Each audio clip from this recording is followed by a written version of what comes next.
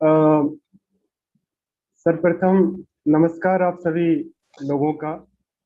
और सर्वप्रथम 10 मई 1857 में प्रथम स्वतंत्रता संग्राम का आगाज करने वाले सभी शहीदों को सोसाइटी फॉर कम्युनल हार्मनी की तरफ से कोटि कोटि नमन। मैं Randhir Kumar Gautam society for communal harmony के हवाले से आप सभी लोग जो आज की गोष्ठी के लिए जुड़े हैं हमारे साथ, आप सभी को स्वागत करते हुए बहुत ही खुशी हो रही है कि आज का जो टॉपिक है 1857 की क्रांति में बहादुर शाह जफर का महत्व, उसके ऊपर आप लोग चर्चा करने के लिए हमारे साथ जुड़े हुए हैं। आज के आदरणीय चेयर श्री अनिल नौरिया जी, जो कि एक प्रसिद्ध राइटर हैं, हिस्टोरियन हैं और सुप्रीम कोर्ट काउंसिल में आप कार्यरत भी हैं, आपका मैं स्वागत करता हूं। प्रोफेसर प्रेम सिंह जी, आप फॉर्मर प्रोफेसर दिल्ली विश्वविद्यालय के, हिंदी के जाने माने प्रख्यात विद्वान और एक रिनॉन राइटर के नाम से आप जाने जाते हैं, आपका भी स्वागत है। प्रोफेसर शमसुल इस्लाम जी, आप फॉर्मर प्रिंसिपल सत्यवती कॉलेज के और एक सोशल एक्टिविस्ट, रिनॉन राइटर के रूप में जाने जाते हैं। कुछ ही देर में हमारे साथ अरुण त्रिपाठी जी जुड़ेंगे। आप एक सीनियर जर्नलिस्ट हैं।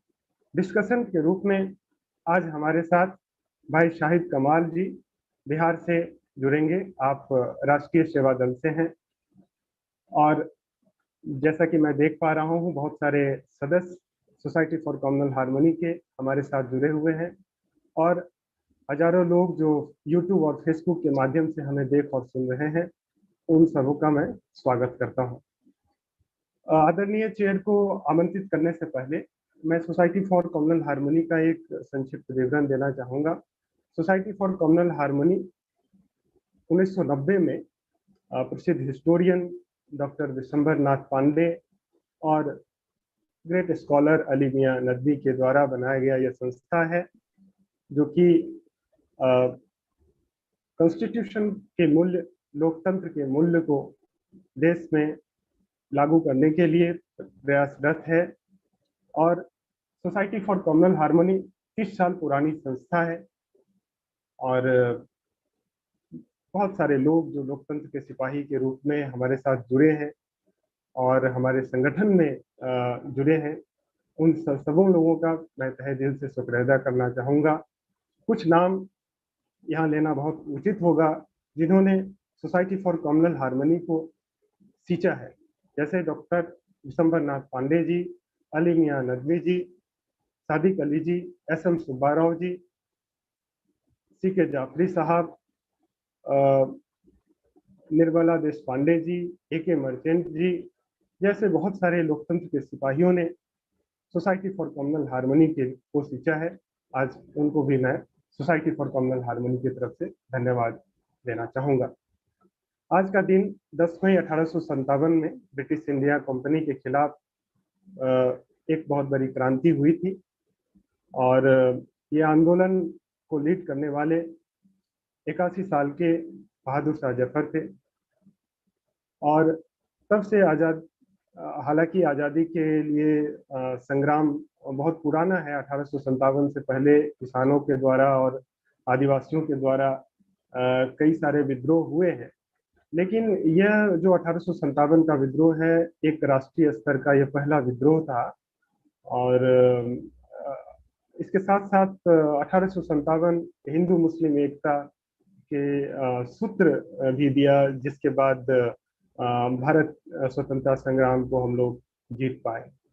तो इन्हीं अवलोकन के साथ मैं सबसे पहले आदरणीय प्रेम सिंह जी से दरख्वास्त करूंगा कि वो आज की गोष्ठी के उपलक्ष्य में कुछ बात कहें। जी जी, डॉक्टर प्रेम सिंह जी अपने को अनम्यूट कर। उसकी बरसी पर हमने उनको याद करना चाहिए। लेकिन मैं दो बात कहना चाहता हूं, हालांकि उस पर मैं नहीं चाहता हूं कि हम कोई बहस करने की पोजीशन में है या हमको आज उस पर बहस करनी चाहिए।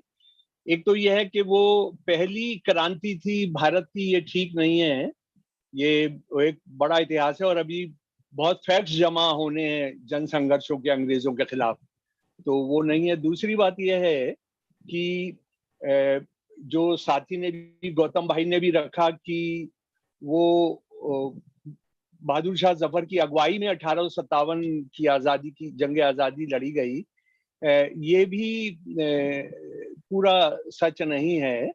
तो लेकिन मैं आता हूं कि ये जो आज जिस तरह का माहौल पैदा किया जा रहा है कि ये हमारा जो देश है ये एक राष्ट्र नहीं है बल्कि ये हिंदू राष्ट्र है, और अगर ये हिंदू राष्ट्र है तो इसका मतलब मुसलमान यहाँ रहने वाले जो हैं वो मुसलमान राष्ट्र हैं, जो सिख हैं वो सिख राष्ट्र हैं।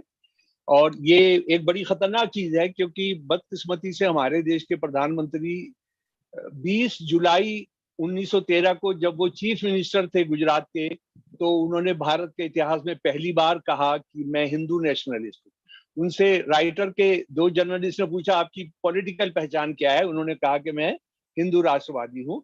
तो एक बड़ा खराब, एक बड़ा चौंका देने वाला और बड़ा शर्मनाक बयान था, लेकिन जो लोग अपने आप को भारत की संरक्षक के पहरेदार कहते हैं, संरक्षक कहते हैं भारत के प्रजातंत्र डेमोक्रेटिक सेक्युलर स्टेट के, उस पर कोई विरोध नहीं हुआ, ना किसी ने उस पर कोई आपत्ति की।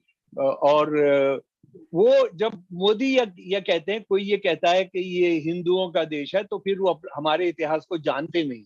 और मैं उन पहलू को लेकर आपके सामने रखना चाहता हूं कि 1857 की जो जंग आजादी थी वो बहुत बड़े पैमाने पर थी, और बहुत सारे लोग ये सोचते हैं कि ये एक साल में खत्म हो गई थी, 1857 में खत्म हुई। ये 1860 तक चलती रही, 59 तक तो बहुत मजबूती से चलती रही, और 1860 में जाकर इसकी आखिरी जंगें लड़ी गई।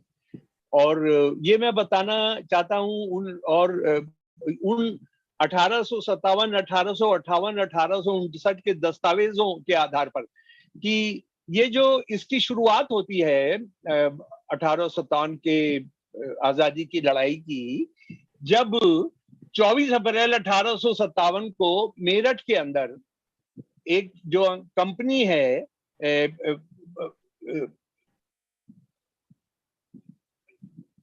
तीसरी रेजिमेंट लाइट के 90 लोगों को कहा जाता है कि तुमने ये कारतूस खोलना है और इस कारतूस को मुंह से खोलकर करना है। उसमें से 90 में से 85 लोग विद्रोह कर देते हैं और कहते हैं कि हम ऐसा नहीं करेंगे, और उसका नतीजा ये होता है कि 10 मई की 9 मई 1857 को उनका कोर्ट मार्शल के लिए उनको मैदान में मेरठ कैंटोनमेंट में पेश किया जाता है। और जो लोग आज इस देश को हिंदू मुसलमान की बाइनरी से देखते हैं, उनको ये जानकारी नहीं है, या इस जानकारी के बावजूद वो घटिया काम करते हैं कि इसमें जो 85 लोगों ने जो विद्रोह किया था उसमें मुसलमान 49 थे और हिंदू 36 थे। ये मैं ब्रिटिश गेजेटर्स के आधार पर आपको बताने की कोशिश कर रहा हूं। और उसके बाद दूसरी बात यह है कि ये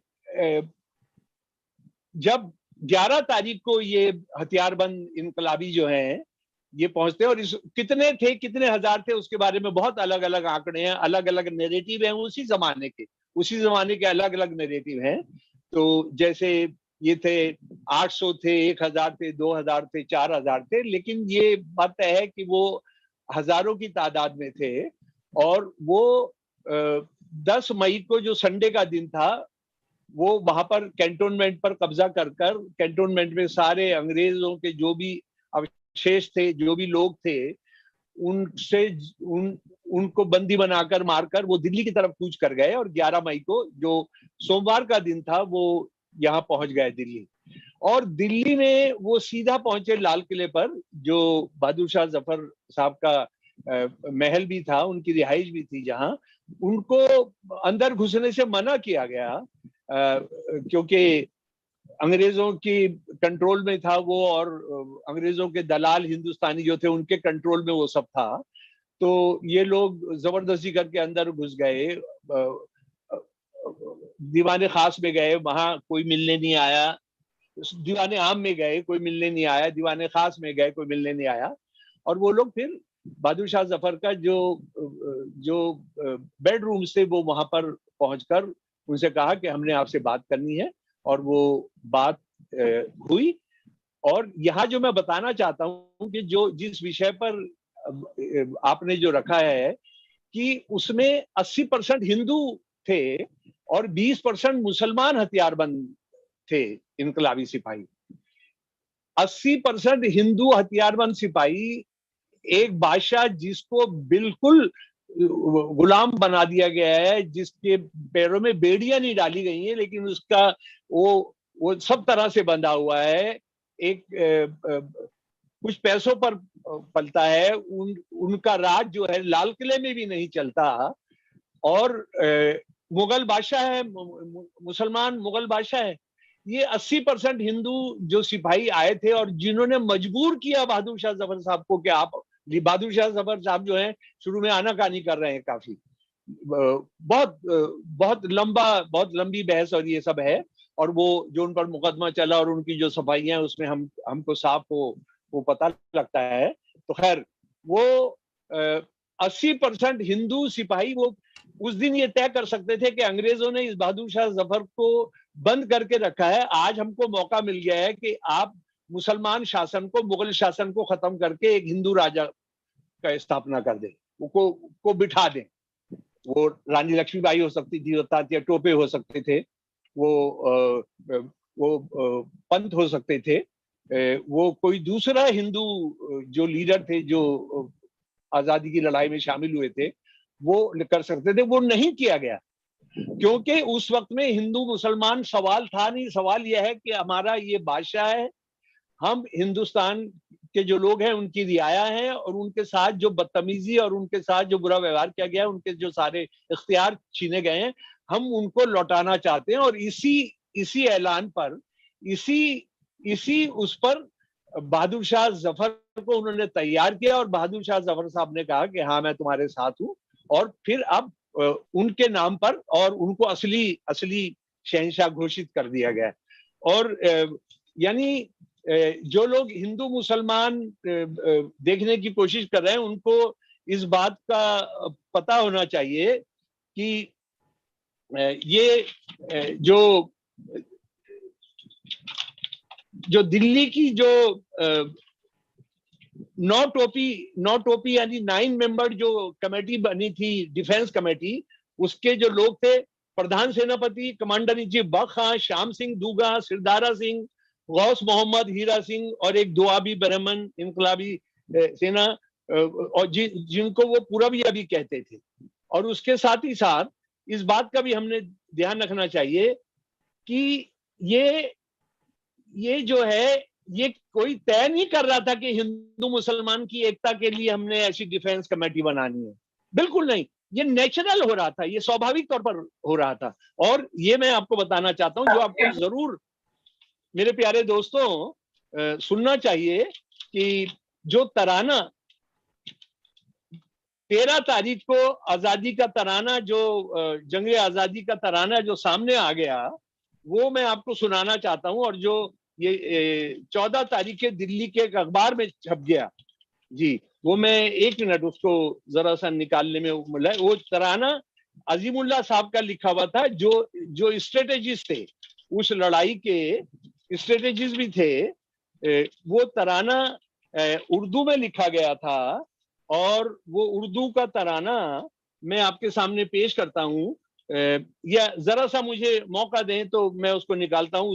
उससे पहले मैं दूसरी बात आपसे करता हूं कि ये जो कई ऐलानात हुए बहादुर शाह जफर की तरफ से, जिसको बरेली प्रोक्लेमेशन कहा जाता है, किसी को मिर्जापुर प्रोक्लेमेशन भी कहा जाता है, और ये ज्यादा जो थे शहजादा फिरोज शाह की तरफ से पेश किए गए थे, और ये उर्दू में थे, और उसमें से ये लिखा था, ये सबको अच्छी तरह पता है कि मौजूदा दौर में हिंदू और मुसलमान दोनों धोखेबाज और काफिर अंग्रेजों के जालिम राज में बर्बाद किए जा रहे हैं। इस ऐलान जंग की खास बात यह थी कि मुल्क के लोगों से माफी मांगी गई थी कि जैसे हर इनकलाब में होता है, कई तरह की ज्यादतियां हो सकती हैं, लेकिन जैसे ही बादशाही सरकार बाकायदा काम करने लगेगी, जिस पर जुल्म हुआ है या किसी लुटेरे या फौजी ने लूटा है उसको सबूत मिलने पर बादशाही खजाने से भरपाई की जाएगी। ये मैं किस लिए बता रहा हूं, क्योंकि आरसी मजुमदार, सर सैयद, राजनारायण बसु, बंकिम चंद्र चटर्जी ये बोल रहे हैं कि ये सब बदमाश, ये गुंडे थे, ये लफंगे थे, ये नीची जाति के लोग थे जिन्होंने ये किया। तो ये इस तरह का कुछ भी नहीं था, ये बहुत सोच समझकर बनाया गया था। और दिल्ली में जो कुछ हो रहा था, मैं उसी जमाने के दस्तावेजों को के आधार पर आपको बता रहा हूं कि कोई नई तोप जब उसको मैदान जंग में रखा जाता था, उसको इंस्टॉल किया जाता था, तो कुरान ख्वानी होती थी और आरती, पंडित जो थे वो आरती उसकी करते थे। और उसके अलावा एक वक्त के अंदर ऐसा लगा कि अंग्रेज हिंदू मुसलमानों के बीच में गाय को लेकर झगड़ा करा सकते हैं, तो बहादुर शाह जफर ने ये ऐलान किया कि गौकशी नहीं होगी, और अगर कोई भी ऐसा करता हुआ पाया जाएगा तो उसको तोप से उड़ाया जाएगा। और कुछ लोगों को तोप से उड़ाया भी गया। उसके बाद में मैं I am rushing with the facts कि हरियाणा में मैं आपको लेके चलना चाहता हूँ। हांसी के अंदर दो दोस्त थे, हुकुमचंद जैन और मुनीर बेग। ये दोनों दोनों गणित के विद्वान थे, ये संस्कृत के विद्वान थे, फारसी के विद्वान थे।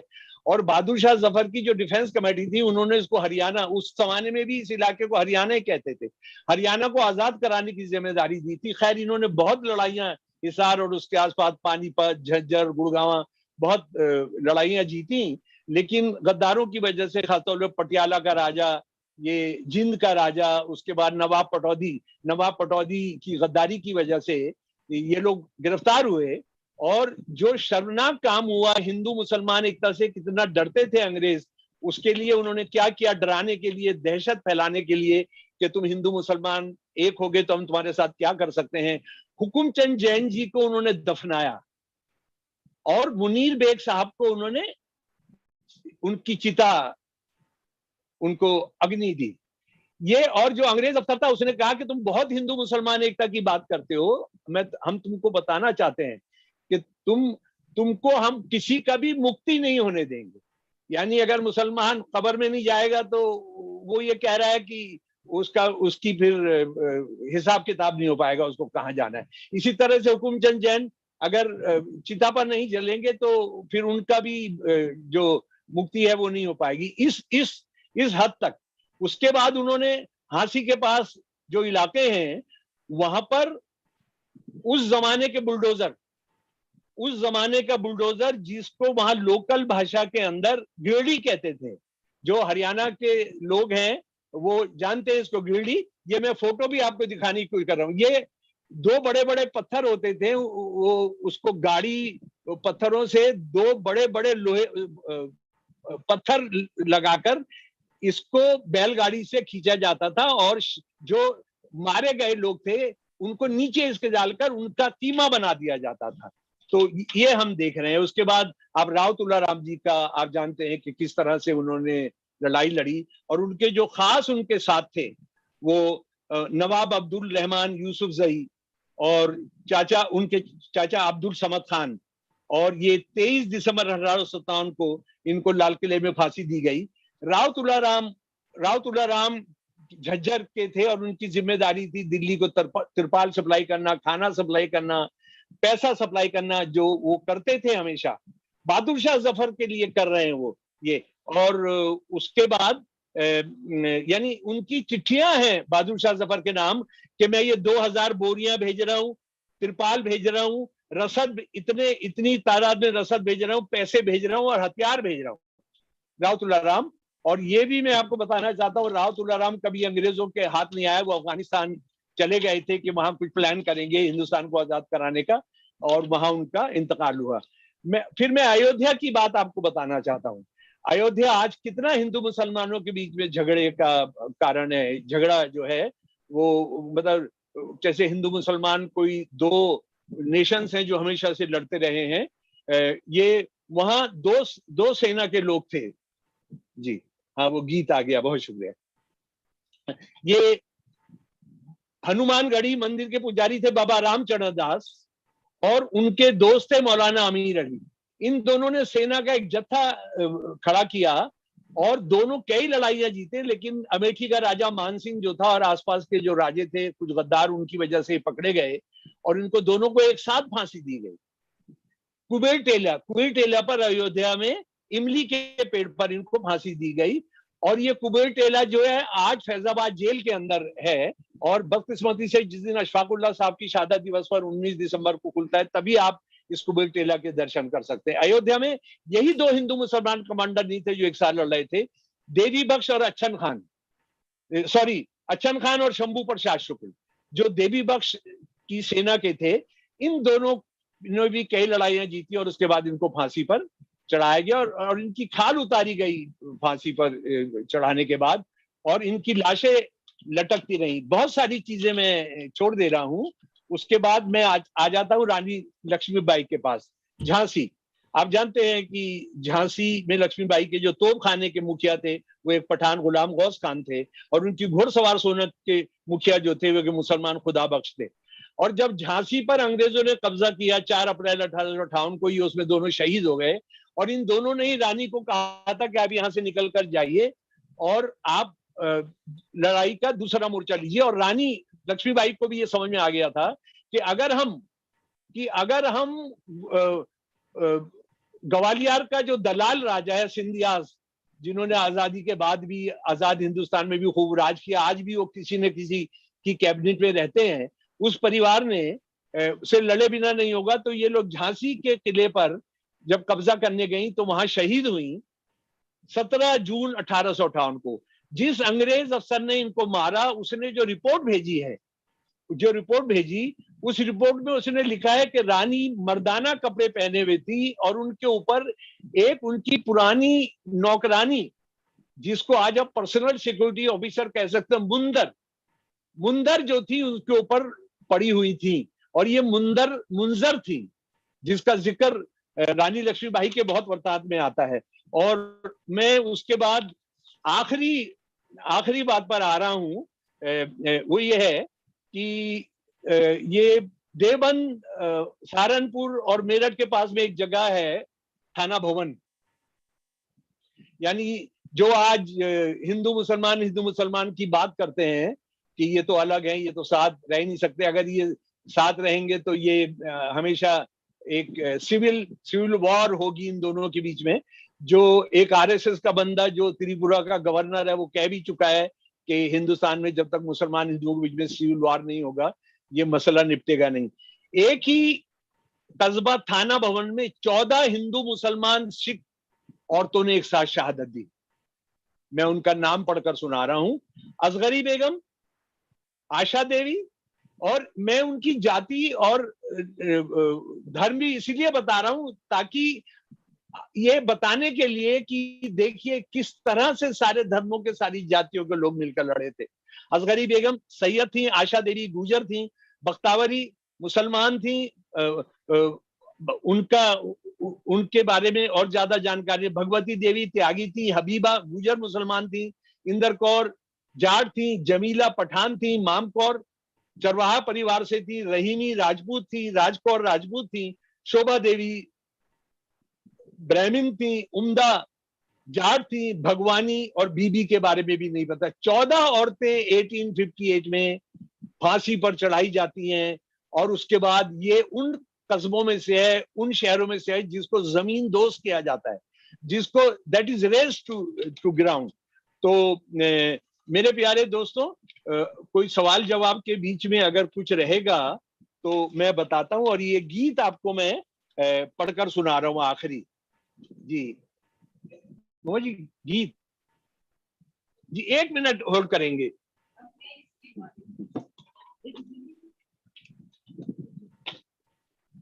जी, अजीमुल्लाह साहब का लिखा हुआ गीत मेरी आखिरी मेरा पॉइंट है। ये 11 तारीख या 12 तारीख को लिखा गया और 13 या 14 के अखबार में दिल्ली में छप गया। हम हैं इसके मालिक हिंदुस्तान हमारा, पाक वतन है कौम का जन्नत से भी प्यारा। यह है हमारी मिल्कियत हिंदुस्तान हमारा, इसकी रूहानियत से रोशन है जग सारा। कितना कदीम, कितना नईम, सब दुनिया से नहीं आ रहा। मुझे लगता है कदीम आप समझते हैं, प्राचीन, और नईम इनोवेटिव। ऊपर बर्फीला पर्वत पहरेदार हमारा, नीचे साहिल पर बसता सागर का नकारा। इसकी खदाने खाने, उर्दू में खाने कहते हैं, इसकी खाने उगल नहीं सोना हीरा पारा। इसकी शान और शौकत का दुनिया में जयकारा। आया फिरंगी दूर से ऐसा मंत्र मारा, लूटा दोनों हाथों से प्यारा वतन हमारा। आज शहीदों ने है तुमको अहले वतन ललकारा, तोड़ो गुलामी की जंजीरें बरसाओ अंगारा। हिंदू मुसलमान सिख हमारा भाई भाई प्यारा, ये है आजादी का झंडा, इसे सलाम हमारा। 14 मई 1857 को ये दिल्ली में छप गया, और जो इनकलाबी सेना जहां भी लड़ती थी उनकी जो परेड होती थी, इस गाने को एक एंथम के तौर पर गाया जाता था। बहुत बहुत धन्यवाद।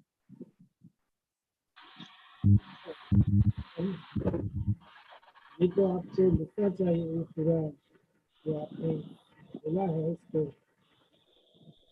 रिटन लेकर छपाने की जरूरत है।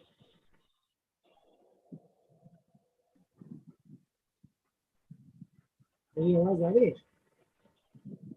अनिल जी आवाज नहीं आ रही है।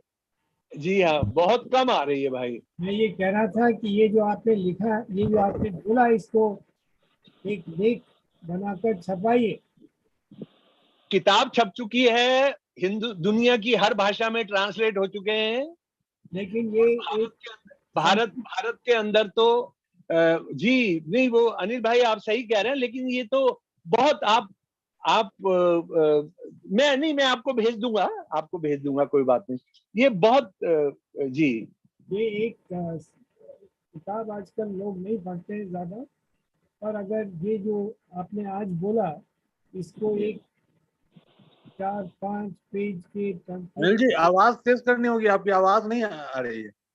थोड़ा माइक के पास हो जाइए। मैं कह रहा हूँ कि इसको एक शॉर्ट आर्टिकल बना के छपा दीजिए। जी जी जी जी।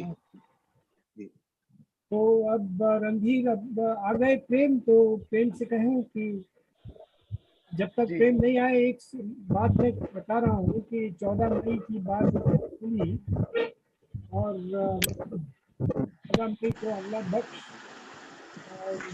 की शहादत भी हुई थी 1940s में।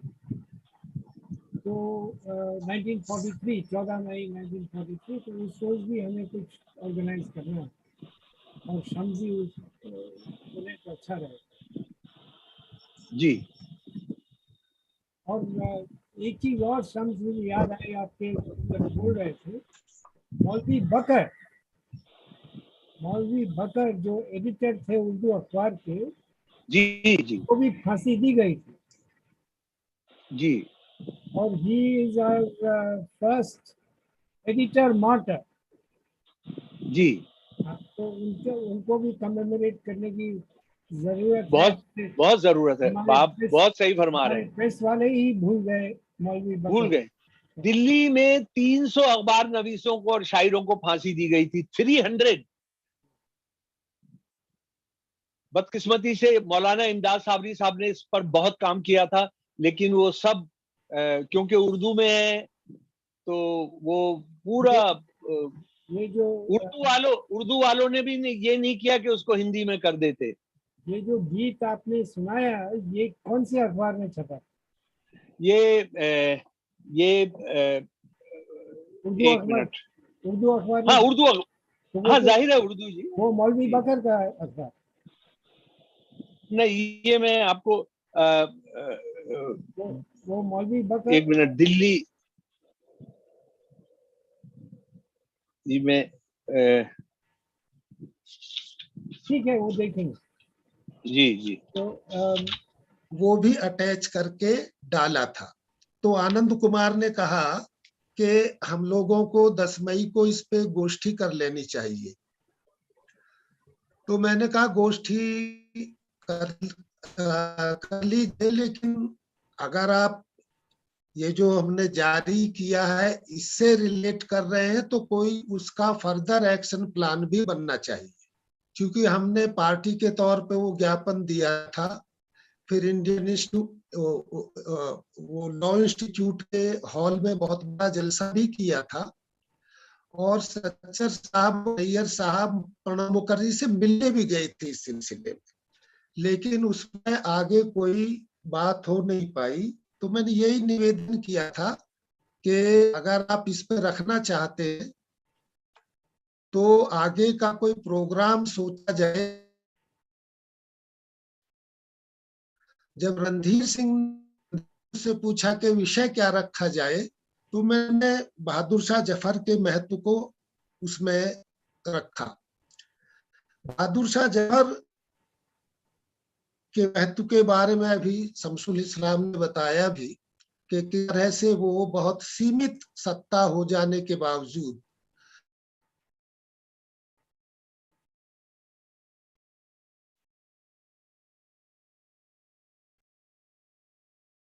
भारत के बादशाह माने जाते थे। मेरी आवाज आ रही है ना? जी आ रही है।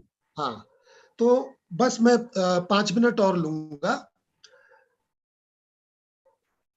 बहादुर शाह जफर का महत्व 1857 में दोनों तरफ से है कि एक तो जो लड़ाके थे वो उनके पास गए, जबकि और बहुत सारे ऐसे लोकेशन हो सकते थे जहां वो जा सकते थे। तो वो उस समय के हिंदुस्तान की एक प्रभुसत्ता का प्रतीक थे, इसलिए वो वहां गए, और उस नाते उन्होंने शुरुआती टाल मटोल के बाद वो स्वीकार किया, और स्वीकार किया तो उसके बाद वो उससे पीछे हटे नहीं। अंग्रेजों ने उनके ऊपर मुकदमा चलाया और उन्हें भारत में नहीं रहने दिया। ये भी एक बहुत महत्व की बात है कि उन्हें रंगून भेजा गया जहां उनकी मृत्यु हुई। तो ये तो एक पहलू है कि भाई वो अपनी सरजमी से बाहर चले गए, जहां उन्होंने अपने मकबरे के लिए जगह महरौली में तय की हुई थी, वहां उन्हें दफन होना नसीब नहीं हो सका। और उनकी एक ह्यूमन ट्रेजेडी भी थी जिसपे उन्होंने शेर भी कहा। ये तो एक अलग बात है ही है, लेकिन ब्रिटिशर्स ने उन्हें दिल्ली से इसलिए दूर किया कि 1857 का जो संघर्ष है वो आगे प्रोलॉन्ग ना कर सके। तो ये एक महत्व की उसमें बात है। इसीलिए इसी के मद्देनजर हमने ये सोचा था कि भाई उनके अवशेष वहां से ला करके जहां यहाँ भारत में लाए जाए और उन्हें रखा जाए। इसके पीछे कोई बहुत इमोशनल या उस तरह की कोई बात नहीं थी। ये जाहिरी है कि वो हिंदू मुस्लिम एकता के भी बहुत बड़े प्रतीक थे, और डालबल की जो किताब लेटेस्ट आई थी उसमें अगर कोई चीज उनकी शख्सियत में हाईलाइट होती है उनके सारे रिसर्च से, तो यही चीज सबसे ज्यादा हाईलाइट होती है कि वो उस समय हिंदू मुस्लिम एकता के सबसे बड़े प्रतीक शख्सियत वो थे। तो इस पे कोई आगे कार्यक्रम बन सके तो वो देखने की बात है। सेकंड,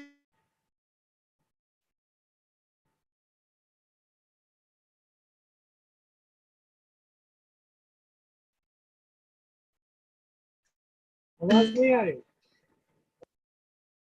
आवाज आ रही है मेरी? नहीं आ रही। आप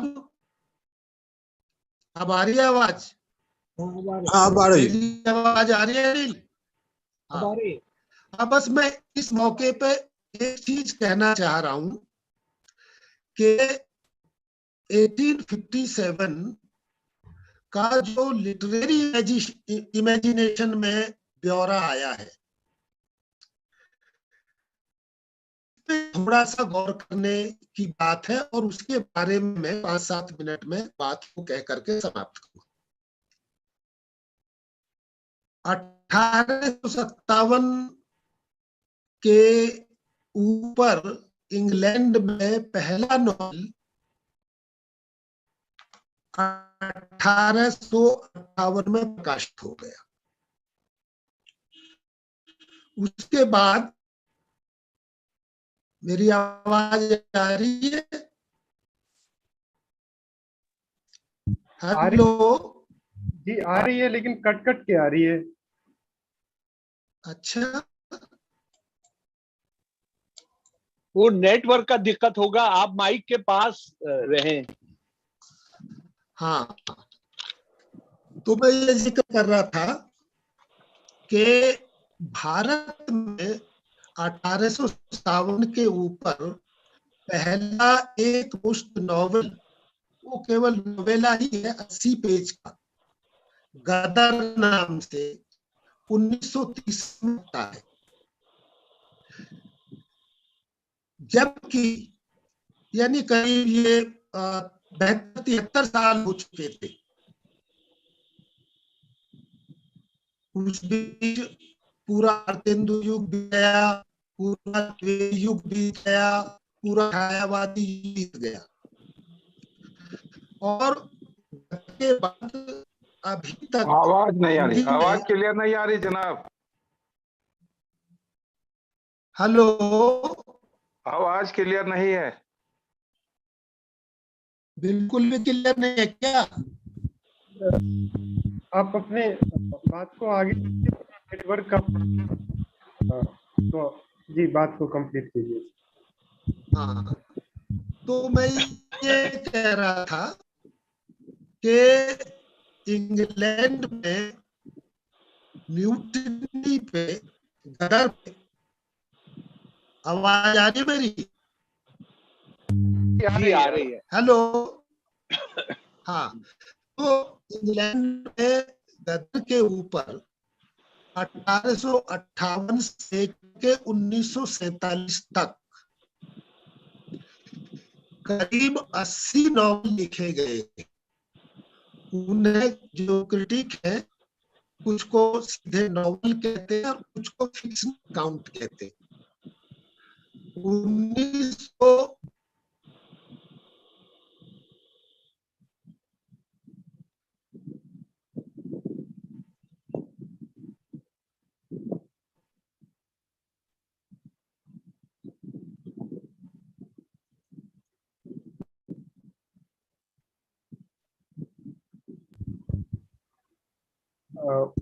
कुछ तकनीकी वजहों के वजह से गया है, तो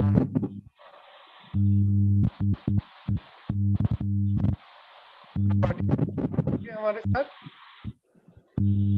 हाँ, मेरी आवाज आ रही है? जी अभी आई। रणधीर, जी जी वो ऑफ हो गया, वो ऑफ हो गया था। हाँ, तो 1858 से 1964 तक के नॉवल उन्होंने लिए, जो 50 नॉवल है। उसके बाद गौतम चक्रवर्ती ने, जो यूपी से उनकी किताब छपी है, उन्होंने 1859 से लेकर के 1947 तक के नॉवल लिए हैं, जिसमें उन्होंने 70 नॉवल शामिल किए हैं। तो 1857 ब्रिटिश इमेजिनेशन में इतना बड़ा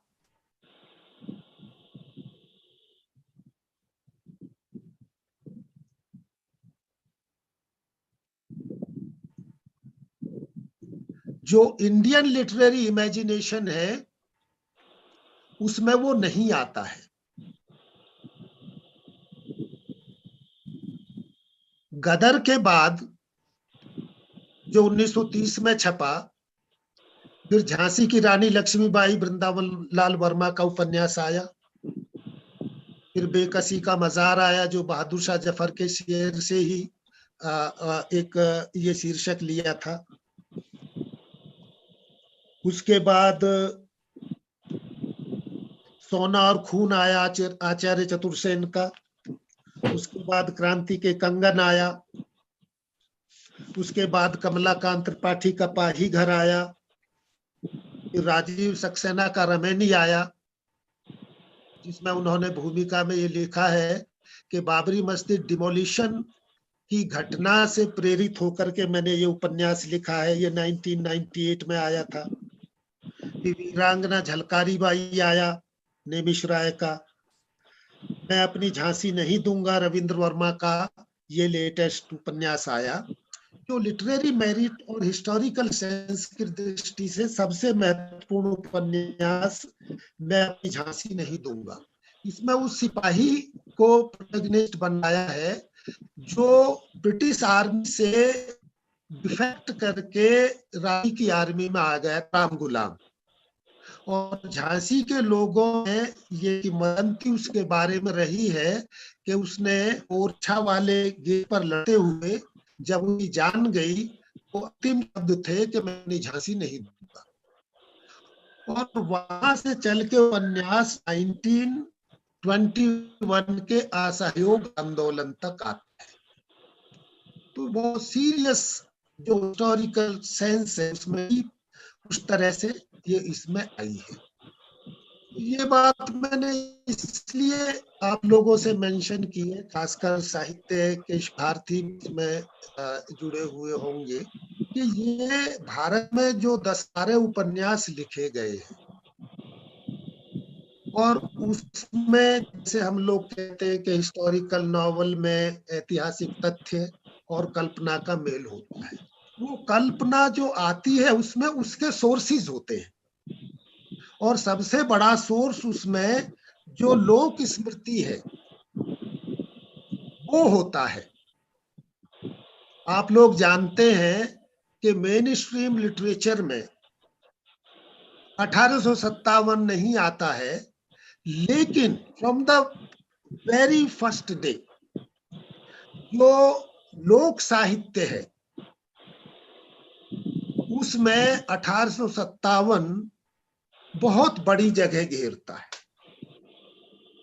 केवल लोक साहित्य ही नहीं, अगर हम उन सारी किंवदंतियों को जो अभी तक चली आ रही है, जैसे जब सुभद्रा कुमारी चौहान ने वो मशहूर कविता लिखी अपनी, लड़ी मर्दानी वह तो झांसी वाली रानी थी, तो उन्होंने एक इसमें सोच दिया है कि बुंदेले हर बोलों के मुख हमने सुनी कहानी थी। तो ये जो इसमें फैक्ट्स के साथ नॉवल राइटिंग में जो इमेजिनेशन है उसके सोर्स जो है उन पे बहुत ज्यादा काम हो सकता है। हम लोग तो इतना काम कर सकते हैं कि उसकी लिटरेरी मेरिट कैसी है। जैसे जिन 10-12 नॉवेल्स का मैंने जिक्र किया, लिटरेरी मेरिट के हिसाब से वृंदावन लाल वर्मा का उपन्यास, कमलाकांत त्रिपाठी का उपन्यास और रविंद्र वर्मा का उपन्यास। बाकी की वैसी सॉलिड लिटरेरी मेरिट नहीं है। तो उन सोर्सेज पे ध्यान दिया जा सकता है। और इससे एक बात और खुलती है, जैसे मैंने ये सारे नॉवल पढ़े और इन पे एक विस्तृत लेख मैंने लिखा है, जो जब 150 साल हुए थे। मेरी आवाज आ रही है? जी आ रही है। हाँ जी सर। हाँ, जब 150 साल हुए थे तो हम लोगों ने कुरुक्षेत्र यूनिवर्सिटी में 1857 इन लिटरेरी इमेजिनेशन एक सेमिनार कराया था। उस सेमिनार के प्रोसीडिंग्स जो है प्रोफेसर जीके दास ने एडिट किए और वो किताब प्रोटेस्ट लिटरेचर 1857 इन लिटरेरी इमेजिनेशन, तो उसमें वो एक बड़ा लंबा मेरा आर्टिकल है जो उसमें मैंने, तो उस टाइम पे मैंने सारे उपन्यास पढ़े थे। तो पढ़ते वक्त मुझे लगता है कि जो हिस्टोरियोग्राफी है 1857 की, जितनी मैं देख पाया हूं, चाहे वो कॉलोनियलिस्ट्स की है, चाहे मार्क्सिस्ट हिस्टोरियोग्राफी है, चाहे नेशनलिस्ट हिस्टोरियोग्राफी है, वो बहुत कॉम्प्लेक्स और बहुत उलझी हुई है और तरह तरह के स्टैंड लिए गए हैं इस पूरे मूवमेंट के बारे में। वो शमशुल जिक्र कर ही रहे थे उस सारे कुछ का। तो इन उपन्यासों को पढ़ के ये पता चलता है कि अभी तक जैसे 1857 पे एक अच्छा उपन्यास अभी तक नहीं लिखा गया है किसी भी भारतीय भाषा में।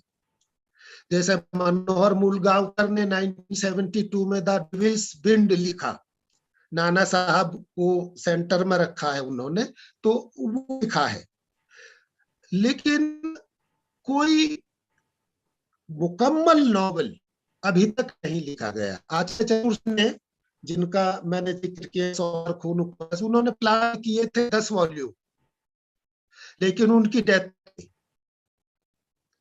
4 वॉल्यूम वो लिख पाए केवल, और उसमें से जो एक वॉल्यूम में वो सोना और खून नाम से छपा हुआ।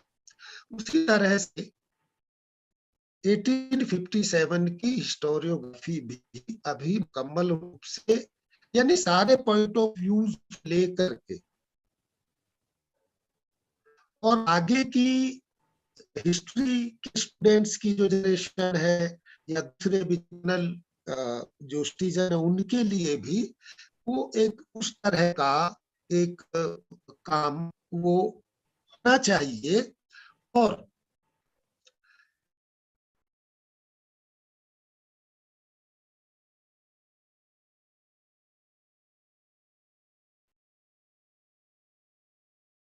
आवाज नहीं आ रही है, आवाज नहीं आ रही।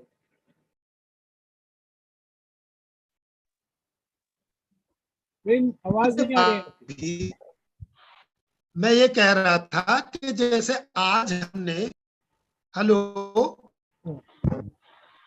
जी जैसे आज हमने, मेरी आवाज आ रही है ना? जी आ रही है।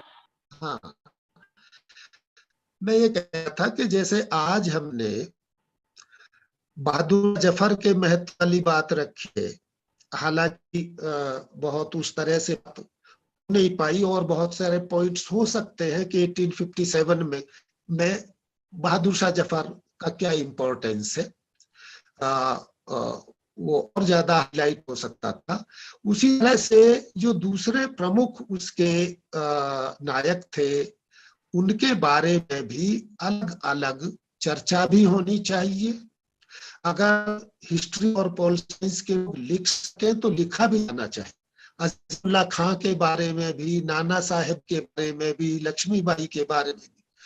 मैंने जो ब्रिटिश नॉवल है म्यूटनी के ऊपर, उनमें से उनके डिटेल्स जो शैलेंद्र सिंह और गौतम चक्रवर्ती की किताबों में पढ़े हैं, तो ये एक बहुत अच्छा ठीक हो सकता है। थोड़ा उसमें खुद भी काम करने का सोच रहा हूँ। तो वह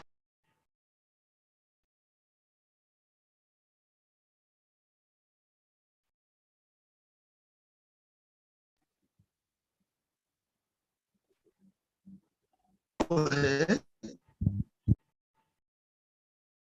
हेलो जी हाँ रणधीर, आ रही आवाज जी जी ना? आ रही है। हाँ, मैं ये कह रहा था कि एक स्टडी ये हो सकती है, हाँ, लेकिन ये नहीं कि अ, अ,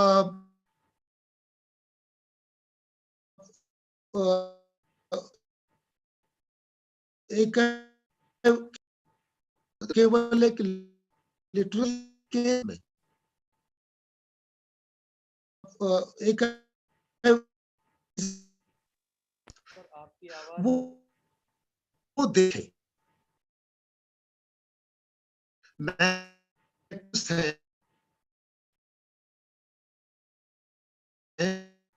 और मैं इन्हें बहुत कोई there is no alienation of their character, creativity, human touch का जो एक बेसिक और पूरा करके के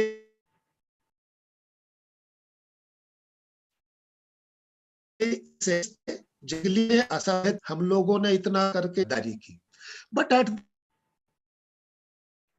द सेम टाइम जो उसमें नॉनर है और 1947 में उसका काम ही ये है कि जो एजुकेशन है पूरा का पूरा, तो लिटरेरी क्रिटिक्स के लिए भी। जी डॉक्टर प्रेम सिंह जी, आपकी आवाज थोड़ी कट के आ रही है, तो कुछ वाले लोगों की जी आवाज थोड़ी सुनाई नहीं दे रही है, तो हेलो जी, आपकी आवाज थोड़ी कट के आ रही है, जिस जी मैं सुन नहीं पा रहा हूँ। बस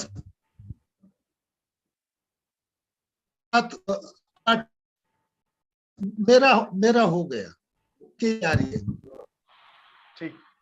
ठीक है। वैसे तो डॉक्टर प्रेम सिंह जी काफी इंसाइटफुल बात कर रहे थे, लेकिन तकनीकी वजहों से हम उनको सुन नहीं पा रहे थे। लेकिन वो जो आइडिया की बात कर रहे थे, लिटरेरी इमेजिनेशन की बात, और प्रोफेसर शमसुल इस्लाम जी ने भी जो लास्ट में जो तराना गाया, उसमें बात जो आई कि हम हैं इसके मालिक, हिंदुस्तान हमारा, जो पॉपुलर सॉवरेनिटी की बात है। और वो हम देख सकते हैं हमारे प्रिंसिपल्स ऑफ जो कॉन्स्टिट्यूशन ऑफ इंडिया है, उसमें भी कहा गया वी द पीपल। तो मुझे लगता है कि यही एक बात है जो प्रोफेसर शमसुल इस्लाम जी को और डॉक्टर प्रेम सिंह जी को जोड़ता है। तो मैं अब समय ना गवाते हुए आदरणीय कमाल जी से रिक्वेस्ट करूंगा कि वो आज एक डिस्कशन की भूमिका में है, तो शाहिद कमाल जी अपनी बातों को रखें।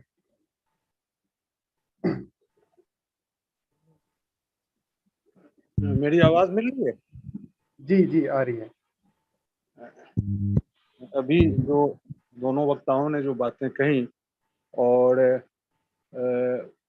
आज जो देश की हालत है, तो उसमें इस परंपरा से या इन बातों से जो बहादुर शाह जफर जो एक राष्ट्रीय एकता के उस समय प्रतीक भी बने, तो उन बातों को आगे बढ़ाने की जरूरत है।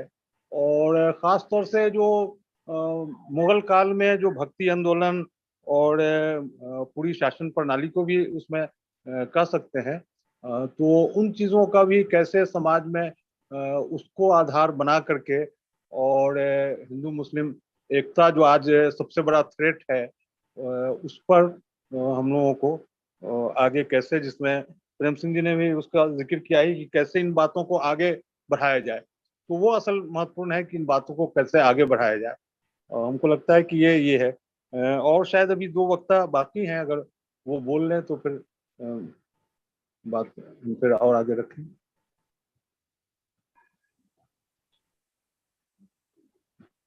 जी आप इसलिए वो वक्ता, एक वक्ता हमारे साथ जुड़े ही है।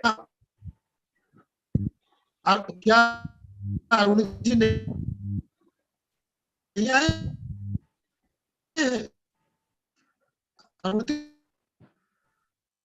आपकी प्रेम सिंह जी, आपकी आवाज बिल्कुल कट के आ रही है, तो कुछ भी समझ में नहीं आ रहा है। आप कुछ कहना चाह रहे हैं, लेकिन कोई बात नहीं आए क्या? नहीं आ रही। मैं तो अरुण नहीं, कुछ बात आपकी नहीं आ पा रही है। अरुण त्रिपाठी जी, अरुण त्रिपाठी जी शायद नहीं जुड़ पाए हैं। अच्छा, हाँ, शायद नहीं जुड़ पाए हैं, तो शायद कमर ने भी अपनी बात को रखी। तब उसमें इस बात पर हम असल वो प्रेम सिंह जी से जानना चाह रहे थे कि जो आपने कहा वहां से ये लाने का वो एक अभियान के तौर पर आपने पत्र लिखा है राष्ट्रपति को, और उसको अभियान के तौर पर कैसे शुरू किया जाए, एक तो ये, और इस प्रतीक को लेकर के हम लोग जो कॉम्युनल हार्मोनी का जो काम है उसको कैसे आगे बढ़ाया जाए, इस पर अगर आप कुछ अगर बताएं तो ज्यादा बेहतर रहे। दोनों ही वक्ता शमसुल इस्लाम साहब से भी ये बात जानना चाह रहे थे।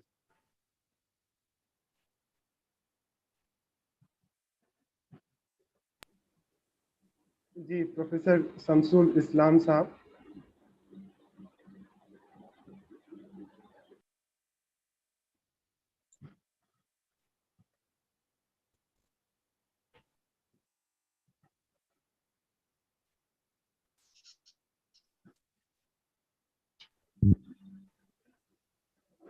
क्या शमसुल इस्लाम भाई आपकी आवाज मिल रही है क्या?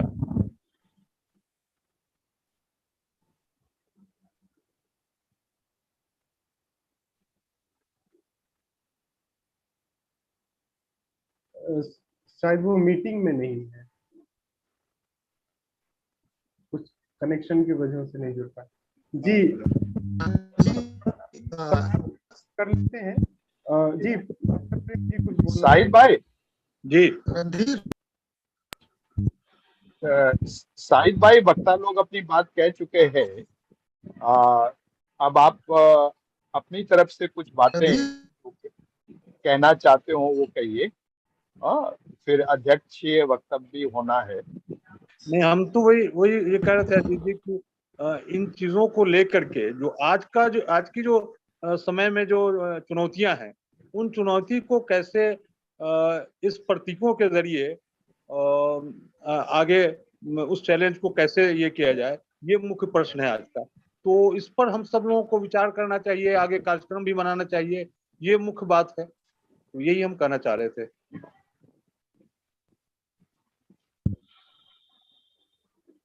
जी जी धन्यवाद। तो अब कुछ प्रश्न लिए जा सकते हैं। तो विभास गौरव जी हाथ उठा रहे हैं, तो जी अपना प्रश्न पूछिए। एक छोटा सा सिंपल सवाल है मेरा बस, कि जब भी हम लोग फ्रीडम फाइटर्स या क्रांतिकारियों का नाम लेते हैं तो रानी लक्ष्मीबाई, मंगल पांडे और वीर कुंवर सिंह से लेके सबका नाम लेते हैं, लेकिन जफर इतना बदनसीब क्यों है कि कभी भी उनका नाम एज अ क्रांतिकारी कभी पॉपुलर कल्चर में नहीं आता है। उनका नाम जिस तरह से बाकी लोग सम्मानित हैं और आदर पूर्वक उनका नाम लेते हैं सब लोग, बहादुर शाह जफर का कभी नहीं लेते हैं उस सेम लोगों के साथ में, क्रांतिकारियों या फ्रीडम फाइटर जब भी जिक्र करते हैं। ये मुझको समझ में नहीं आया आज तक, क्योंकि वो तो जो 1857 के रिवोल्ट के लीडर थे वो, तो उनका नाम उस तरह से क्यों नहीं आता है, ये एक मेरे दिमाग में सवाल था। तो आदरणीय प्रेम सिंह जी, आप जवाब देना चाहते हैं? बस मैं जिन्होंने सवाल किया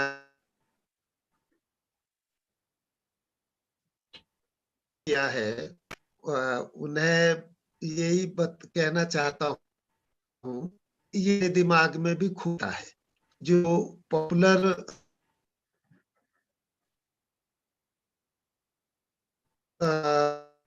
मेमोरी है हमारी, और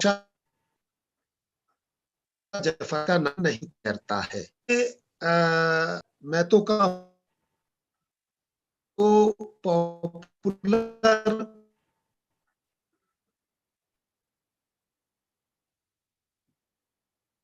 मेमोरी में बात करते हैं, ये भी आवाज बिल्कुल नहीं आ रही है आपकी। जी माफी चाहूंगा। भाषा जफर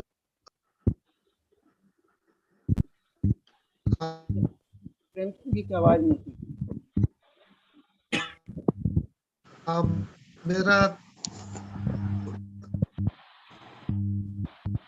इस पे और बात करें।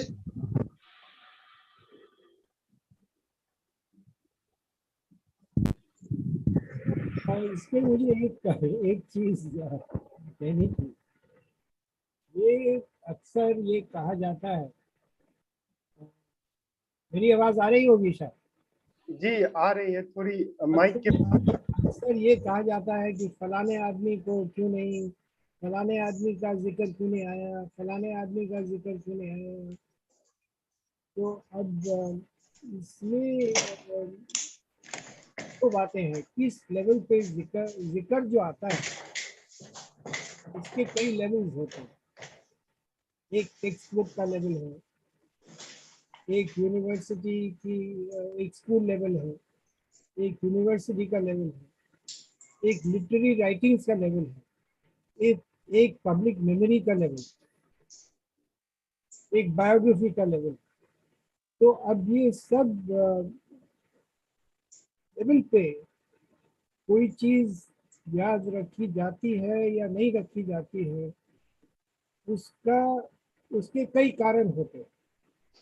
लेकिन अक्सर ये समझा जाता है कि साहब आपने फलाने ये हमें जब ये मोदी साहब गुजरात में पहले चीफ मिनिस्टर बने तो ये श्यामजी कृष्ण वर्मा मेन यूरोप से लाने की कोशिश कर रहे थे।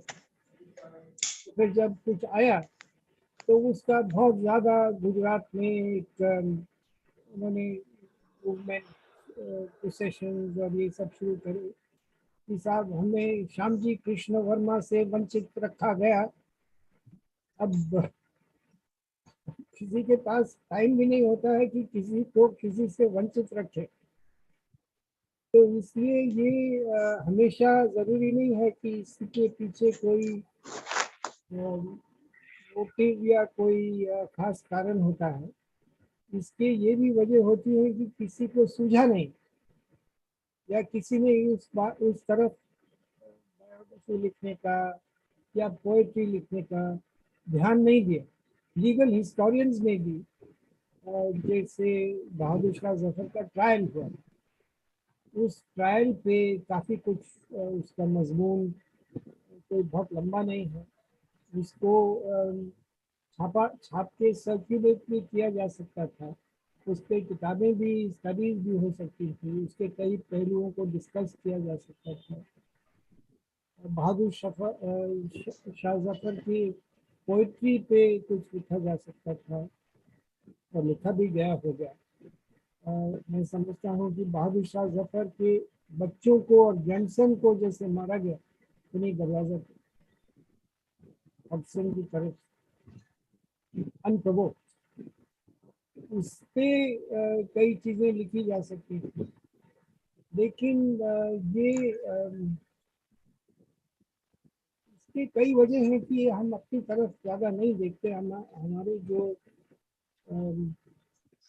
राइटिंग की इमेजिनेशन है और हमारी यूनिवर्सिटी लेवल की टेक्स्ट बुक की भी इमेजिनेशन है, कुछ चीज़ों में फंसी। अब कुछ इंग्लिश लिटरेचर में वो कुछ खास थीम्स हैं, उसी पे वो घूमते रहता है।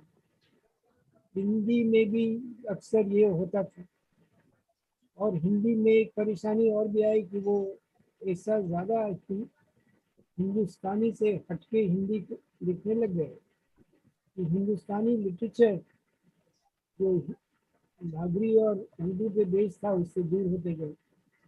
अभी भी 1857 पे बहुत सारा मटेरियल हमें मराठी और बांग्ला में मिलना चाहिए। अभी प्रेम ने बड़ा इंटरेस्टिंग एक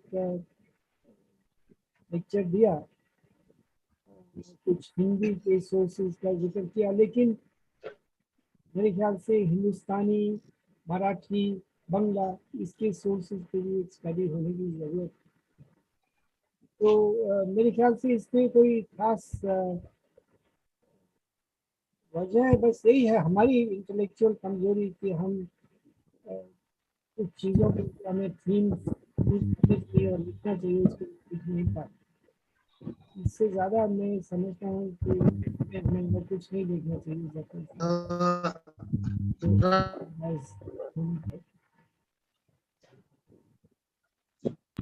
मुझे एक ख्याल आया।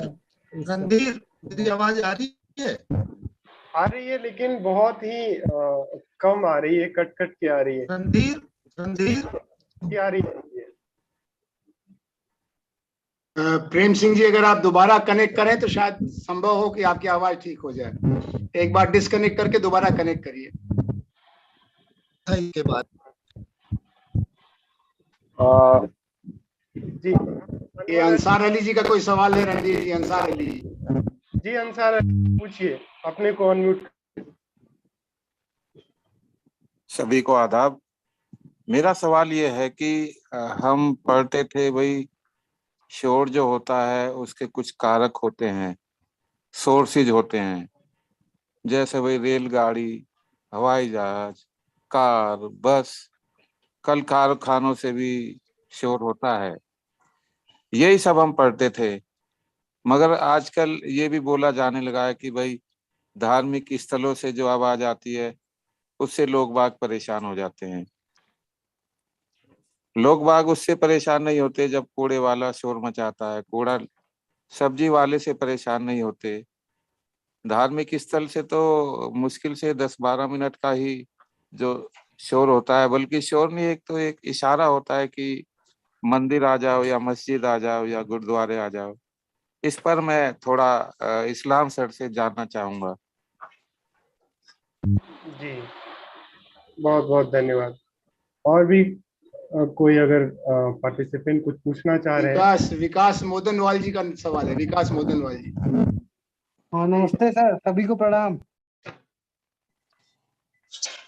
अपना सवाल पूछिए। सर, मुझे 1857 की जो भी क्रांति हुई है उस पर हिंदी में प्रतिष्ठित किताबें उपलब्ध हो जो उनके नाम बता सकते हैं तो प्लीज बता दीजिए। आप कोई भी, आप विद्वान जन में से कोई बताना चाहे बता सकता है। प्रेम ने अभी बोली थी, प्रेम जरा दोहरा दीजिए। 1857 की क्रांति पर हिंदी में किताबें जो उपलब्ध हो प्रतिष्ठित, उनके नाम बता दीजिए कृपया। हाँ, वो मैं दरखास्त कर रहा हूँ प्रेम सिंह जी से कि वो बता दें। आप, उन्होंने अभी बोला भी था। जी जी जी जी, धन्यवाद।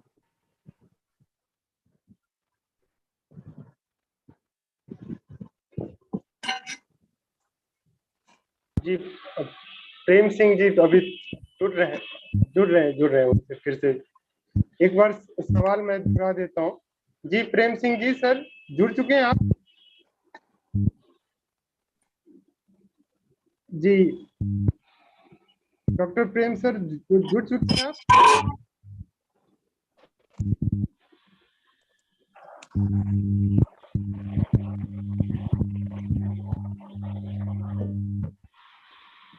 शायद वो वजहों से हो। 3-4 किताब का तो नाम हम सुधार, 3-4 किताब का नाम एक तो 1857 का स्वतंत्रता संग्राम सुरेंद्रनाथ सेन की किताब है, कोई 100-125 पेज की होगी।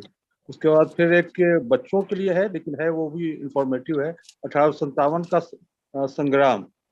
ये एक महाराष्ट्रियन राइटर है, उनका है, और विजय प्रभाकर उसके हिंदी में उन्होंने रूपांतर किया है। तीसरा 1857 की राजक्रांति विचार और विश्लेषण कर्मेंदु शिशिर जो हिंदी के बड़े लेखक हैं उनका है। एक छोटी सी पतली सी किताब हम लोगों ने भी निकाली थी, प्रोफेसर अजीत झा जी ने लिखा था, और जो इसका 150वां साल हुआ था उस जमाने में हम लोगों ने कई जगहों पर कार्यक्रम किए थे, तो उसी में 1857 को कैसे समझे, बिल्कुल पतली सी एक किताब है, वो भी है। जी बहुत बहुत धन्यवाद आप लोगों का। जी, और भी बहुत प्रख्यात विद्वान हमारे साथ जुड़े हुए हैं, तो मैं एक एक करके सबसे निवेदन करूंगा कि कुछ अगर टिप्पणी उनके पास हो। जैसे प्रोफेसर अजीत झा जी, एक जाने माने हिस्टोरियन है, वो भी हमारे साथ जुड़े हैं। तो जी 1857 और बहादुर शाह जी के संदर्भ में अगर आप जी सर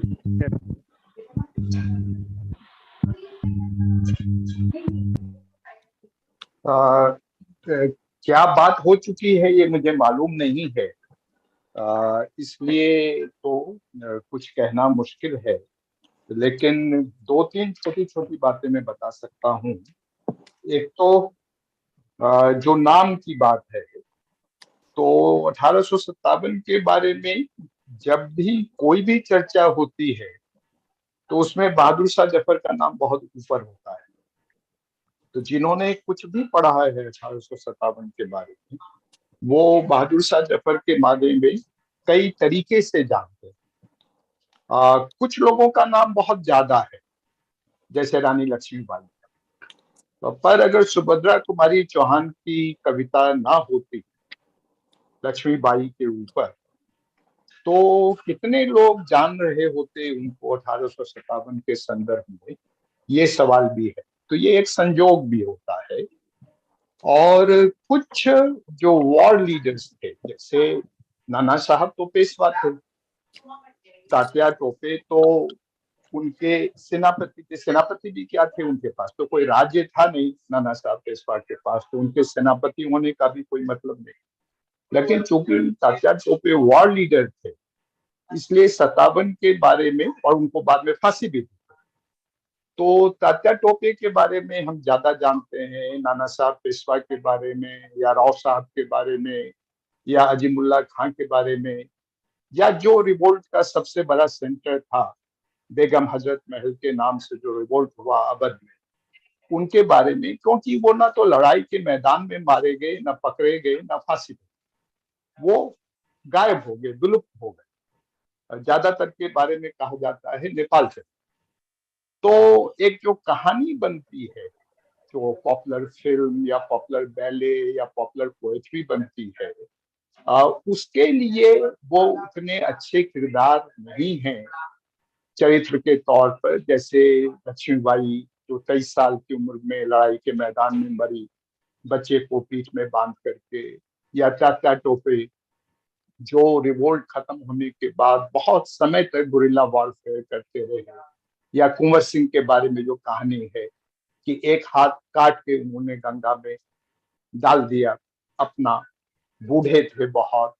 तो ये कुछ हीरोइक एक्ट और कुछ संजोग से कुछ लोगों का नाम ज्यादा होता है, लेकिन बहादुर शाह जफर का नाम कम नहीं है 1857 के संदर्भ में। और उनकी वो बहुत अच्छे राइटर नहीं थे, कुछ गजलें उनकी बहुत अच्छी हैं जिनको लोग दोहराते हैं, याद करते हैं, पर उन्होंने जो लिखा है कि हिंदियों में बू रहेगी जब तलक ईमान की, तख्ते लंदन पे चलेगी तेग हिंदुस्तान की, ये बहुत पॉपुलर है, बहुत इंस्पायरिंग है। और हम में से शायद खुद ज्यादातर लोग नहीं जानते हैं कि जब सुभाष चंद्र बोस बर्मा पहुंचे, तो बर्मा में जब वो पहुंचे तो बहादुर शाह जफर की समाधि का क्या महत्व उनकी नजर में था, और किस किस्म का महत्व आईएनए ने और सुभाष चंद्र बोस ने बहादुर शाह जफर की समाधि को दिया और उनकी स्मृति को दिया। तो बहुत सारी जानकारियां जो कि हम लोग खुद अभी आज के दौर में कई तरह की आपाधापी के शिकार हैं, तो कई जानकारियां हमारी आपस में भी एक्सचेंज नहीं होती है, आपस में भी बातचीत नहीं होती है, तो उस वजह से ये दिक्कतें आती हैं। नहीं तो 1857 के बारे में, और जब आप स्थानीय इलाकों में जाएंगे असल में, तो आप देखेंगे कि 57 के योद्धाओं की स्मृतियां फैली हुई। असल में जो काम हमको बड़े पैमाने पे करना चाहिए, सोसाइटी फॉर कॉमनल हार्मोनी हो या इस ढंग के जितने भी संगठन हैं, कि हर इलाके में 57 से लेकर के क्विट इंडिया मूवमेंट तक आपको स्वतंत्रता सेनानियों की एक लंबी फहरिस्त मिलेगी। कोई भी इलाका, कोई शायद ही कोई पंचायत हो हिंदुस्तान का जहां एक नामवर स्वतंत्रता सेनानी ना हो। उसकी पहचान करनी चाहिए। देश के पैमाने पर तो जाहिर है इतने बड़े देश में हजारों लोगों को, करोड़ों लोग याद करें, ये तो बहुत मुश्किल है। लेकिन पंचायत में, प्रखंड में, जिले में, हर जगह आपको ऐसे स्वतंत्रता सेनानी मिलेंगे जिनकी याद लोगों के जहन में आज भी कायम है। और वो एक बड़ा काम है कि उनकी स्मृति को हम जिंदा रखें। सूची छोटी नहीं है। अभी कल परसों ही मैं देख रहा था, एक नई किताब आई है, वो एक इंसाइक्लोपीडिया है मुस्लिम फ्रीडम फाइटर्स की, इसी नाम से एक किताब आई। और इस ढंग की बहुत किताबें हैं। अभी अनिल नौरिया अध्यक्षता कर रहे हैं, इन्होंने एक इनिशिएटिव दिया था अमरपक्षी ट्रस्ट की तरफ से, और मुझे लगता है कम से कम 400-500 फ्रीडम फाइटर्स की सूची तो इन्होंने तैयार की, जो हर क्षेत्र के थे, हर क्रीड के थे, हर आइडियोलॉजी के थे, लेकिन जिन्होंने फ्रीडम स्ट्रगल में कंट्रीब्यूट किया। और उन सब के ऊपर उन्होंने किसी न किसी से आग्रह करके नोट लिखवाया, उसके बारे में चर्चा हुई। तो ये सारी जो विरासत है वो कुछ स्थानीय स्तर पर होगी, कुछ क्षेत्रीय स्तर पे होगी, कुछ राष्ट्रीय स्तर पे होगी। जो बुनियादी चीज है वो ये है कि इन सब की मूल दृष्टि है, वो चाहे हम गांव में सभा करें, चाहे नेशनल सेमिनार करें, चाहे गांव के फ्रीडम फाइटर की बात करें या महात्मा गांधी और जवाहरलाल नेहरू और सुभाष चंद्र बोस, भगत सिंह की बात करें, सबकी दृष्टि कॉमन। उस दृष्टि को समझना, उस दृष्टि को खुद आत्मसात करना और उसको प्रचारित करना, ये हमारा एक दायित्व होना चाहिए। और इसकी बहुत कारगरता है। जो भी समूह ये काम कर रहे हैं किसी भी रूप में, वो देख रहे हैं कि इसका रिस्पांस बहुत ज्यादा है। पर हमें अपनी कुछ मेमोरीज को रिफ्रेश करने की जरूरत है।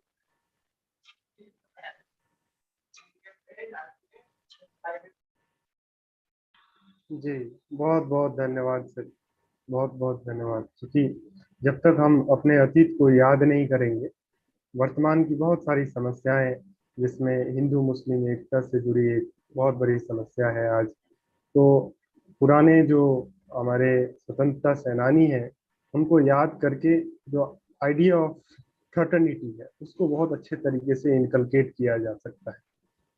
और अभी जो प्रोफेसर शमसुल इस्लाम सर ने जो कहा था कि हम हैं भारत के मालिक और हिंदुस्तान हमारा, तो ये हमारे कॉन्स्टिट्यूशन वी द पीपल, तो बहुत ज़रूरी है हमारे जो विरासत है उसको याद करना। तो मैं अब डॉक्टर शशि शेखर सर से दरख्वास्त करूंगा कि वो 2 मिनट अगर उनके पास कुछ टिप्पणी है तो वो साझा करें हमारे साथ। अब तो नौरिया साहब का प्रेसिडेंशियल स्पीच होने दीजिए ना।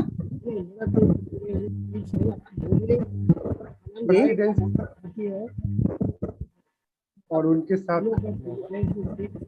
ज़्यादा इम्पोर्टेंट है। आपके अध्यक्षीय भाषण तो जरूरी है। नौरिया साहब, आपका अध्यक्षीय भाषण तो होना चाहिए। अध्यक्षीय भाषण में वो बहुत सारी चीजों का जवाब भी देंगे, इसीलिए उनको हम लास्ट में रख रहे हैं। नहीं, मैं जी 1857 के विषय में और बहादुर शाह जफर के विषय में जो बातें अभी कही गई हैं वो मैं सुन भी रहा था। बीच में मैं कुछ मिस कर गया था क्योंकि मैं रास्ते में था, और खास करके जब शमसुल भाई बोल रहे थे तो मैं बहुत ज़्यादा सुन नहीं पाया। लेकिन और प्रेम सिंह जी जो बातें कह रहे थे, और खास करके भारतीय लिटरेरी जो किताबें लिखी गई हैं उसके संबंध में, और कुछ चीज़ों को उन्होंने भी ऐड किया है, अजीत जी ने भी। ये तय है कि बहुत सारी बातें जो हैं 1857 के विषय में छन छन करके आ रही हैं। ऐसा नहीं है कि इतिहास में भी और पॉलिटिकल लिटरेचर में भी, हिंदी लिटरेचर से लेकर के अन्य साहित्य में भी बातें आ रही हैं। और जैसा मुझे याद आ रहा था कि अजीत जी जो कह रहे थे कि अगर सुभद्रा कुमारी चौहान की कविता लक्ष्मीबाई पे नहीं होती तो शायद जो पब्लिक माइंड में उनकी जो इमेज बनी वो शायद उस तरह की इमेज नहीं बन पाती या उस तरह की समझ नहीं बन पाती। उसी प्रकार से बाबू कुंवर सिंह के विषय में भी जो उन्होंने कहा, और मुझे भी याद आ रहा था कि मनोरंजन प्रसाद सिंह की एक बड़ी प्रसिद्ध कविता थी जो कुंवर सिंह के विषय में, और 80 वर्षों की बूढ़ी हड्डी में जागा जोश पुराना था, सब कहते हैं कुंवर सिंह भी बड़ा वीर मर्दाना था।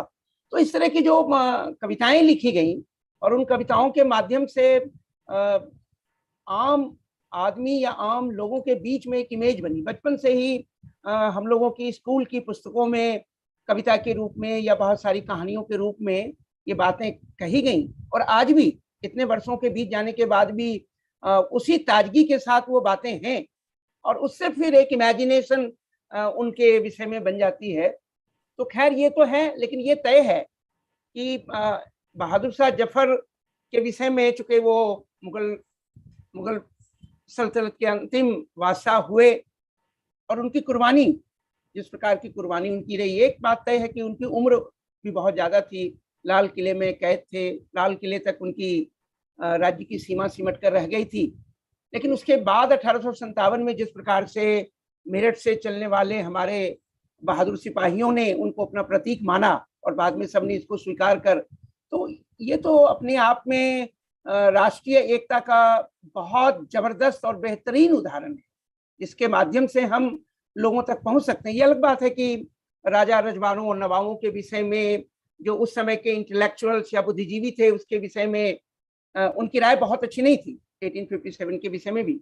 लेकिन ये तय है कि आगे चल करके ये बात तो प्रमाणित हो गया कि भारतीय स्वतंत्रता संग्राम का अगर इतिहास लिखा जाएगा तो उसमें 1857 फर्स्ट वॉर ऑफ इंडिपेंडेंस के रूप में देखा जाएगा, अपनी तमाम सीमाओं और अपनी तमाम कमियों के बावजूद। और दूसरा जो हमारे भाई प्रेम सिंह जी ने भी कहा, और जो लगातार एक अभियान चला भी है कि कैसे रंगून से लाया जाए उनके मॉर्टल रिमेन्स को, और फिर यहाँ, और हमारे अभी आनंद जी भाई ने इस पर एक अभियान चलाने की भी बात की है, प्रेम सिंह जी ने भी ये बात की है। तो ये तो एक जमकर कोशिश हुई, इन प्रतीकों के माध्यम से हम जो समाज में नफरत और तमाम तरह की सांप्रदायिक घृणा फैलाई जा रही है उसको काउंटर कर सकते हैं, और इनके विषय में लोगों तक बातें और अधिक पहुंचेंगी कि कितनी कुर्बानियां थी। आप सोच सकते हैं कि अपने बच्चों को अगर थाली में उनके सिर को ला करके उनके सामने रख दिया जाए और उसके बावजूद भी वो समझौता करने के लिए तैयार न हो, तो इस कुर्बानी को आप जब तक जनता तक अधिक से अधिक लोगों तक नहीं पहुंचा पाएंगे या हम नहीं पहुंचा पाएंगे। अब तो कोशिशें हो रही हैं कि जो इतिहास में सत्य नहीं है उन्हीं सत्यों को शिक्षा के माध्यम से भी, पुस्तकों के माध्यम से बहुत एक साजिश के तहत जनता तक पहुंचाने की कोशिश हो रही है। और अब देखते भी होंगे कि कुछ ऐसे नायक पैदा किए जा रहे हैं जो नायक तो थे, अपने काल के नायक भी थे और लोग उन्हें जानते भी हैं, लेकिन जिस रूप में उनको रखा जा रहा है उसमें ऐसा लगता है कि वो भारत के सबसे बड़े नायक थे और देश की राष्ट्रीय अस्मिता के लिए उन्होंने ये संघर्ष किया, वो संघर्ष किया। मुझे लगता है कि इन असत्य को कैसे हम दूर कर पाएंगे, ये गंभीर चुनौती है, क्योंकि एक तरफ सत्ता पक्ष है जो संगठित होकर के तमाम, उनके पास इतने संसाधन और इतने इस प्रकार के उन्होंने संगठन बना लिए हैं, और लगातार ऐसे छोटे मोटे इतिहास की समझ रखने वालों को आजकल इतिहास के महान इतिहासकार के रूप में प्रोजेक्ट किया जा रहा है, और उनसे बातचीत करेंगे तो आपको जानकारी मिल जाएगी कि इतिहास की उनकी क्या समझ है। तो मुझे लगता है कि इन तमाम चीज़ों को ध्यान में रख करके, और जैसा कि 1857 के विषय में और बहादुर शाह जफर के विषय में, उनके योगदान के विषय में, उनके महत्व के विषय में हमें और लोगों तक पहुंचने की आवश्यकता है, और इस पर सबको मिलके काम करने की आवश्यकता है। सोसाइटी फॉर कम्युनल हार्मनी लगातार इस तरह की कोशिश कर ही रही है, लेकिन जब तक पूरे भारत में इस तरह के तमाम संगठन मिलकर काम नहीं करेंगे तब तक शायद झूठ का मुकाबला और नफरत और सांप्रदायिक हिंसा का मुकाबला हम नहीं कर पाएंगे। मुझे लगता है कि इस पर आनंद भाई ने एक प्रपोजल रखा है, प्रेम सिंह जी ने भी प्रपोजल दिया, और इस प्रपोजल पे काम करने की आवश्यकता है। धन्यवाद जी, बहुत बहुत धन्यवाद एक प्रश्न के लिए हाथ उठा था अभी, मिनिति प्रधान जी। Hello, am I audible? हाँ, यस ऑडिबल। या सभी लोगों को शुभ संध्या। Actually, I'm privileged to be and to listen this so many scholars today, and it was so informative. Actually, I just wanted to say there was a question about Bahadur Shah Zafar, no? Why we don't know much things. That no, the way we were reading history, now history has been rewritten for our children. You know, they're not reading it the same way. What I was asking is, what is the role of entertainment industry? You know, as they make the serials and things that is more popular and reaches to more grassroots people. So how can this entertainment industry can bring more social communal harmony about this? So I had a query about this. Thank you. जी, बहुत बहुत शुक्रिया जी। Professor Anand Kumar sir, आप मार्गदर्शक हैं और आपसे कुछ टिप्पणी सुनना चाहेंगे। This is an interesting problem for all of us. And as Miniti ji was asking, how can we be more effective?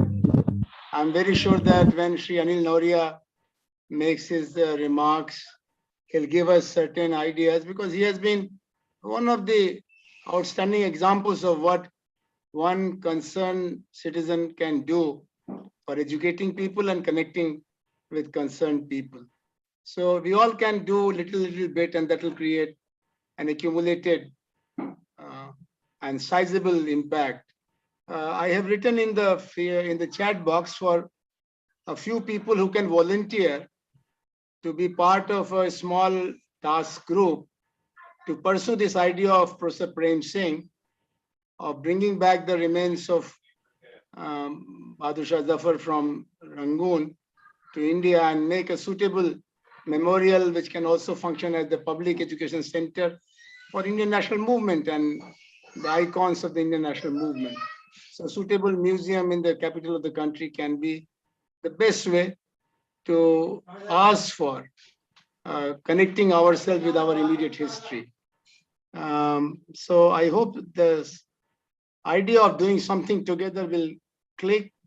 And while Shri Anil Noria makes his presidential remarks, some of us will put their name and email contact, not phone number, because phone number creates a lot of nuisance, but email contact, so that some of us from our society may reach you and then give some kind of an opportunity for a smaller group to meet through Google or Zoom and start working on it, because it's never late to do a good thing, and it's never late to come together for a noble cause. So on behalf of all of you, I request Anil Noria ji to give us some thoughts for action, and how and why he has been so engaged in making us remember those milestones of Indian national movement and icons of our freedom struggle. By Anil Noria ji. अमन भाई thank you. लेकिन शाहिद कमल साहब को मेरे ख्याल से उन्होंने कहा था कि जब बाकी लोग बोल चुके तो मैं बोलूँगा, तो शाहिद कमल साहब से जरा ख्याल से उनका कंप्लीट। कमल जी, शाहिद कमाल साहब वो है तो शाहिद कमाल जी, आप कुछ अगर टिप्पणी रखना चाहते हैं, जैसा आपने कहा था कि मैं बोलूंगा।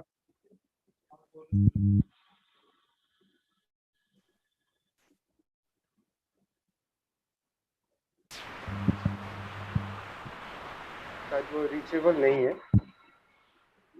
बाद में भी हो सकता है, एपिलॉग के किस्म। हाँ, जी जी, वो इंडिकेट किए कि वो कुछ बोलना चाहते हैं। जी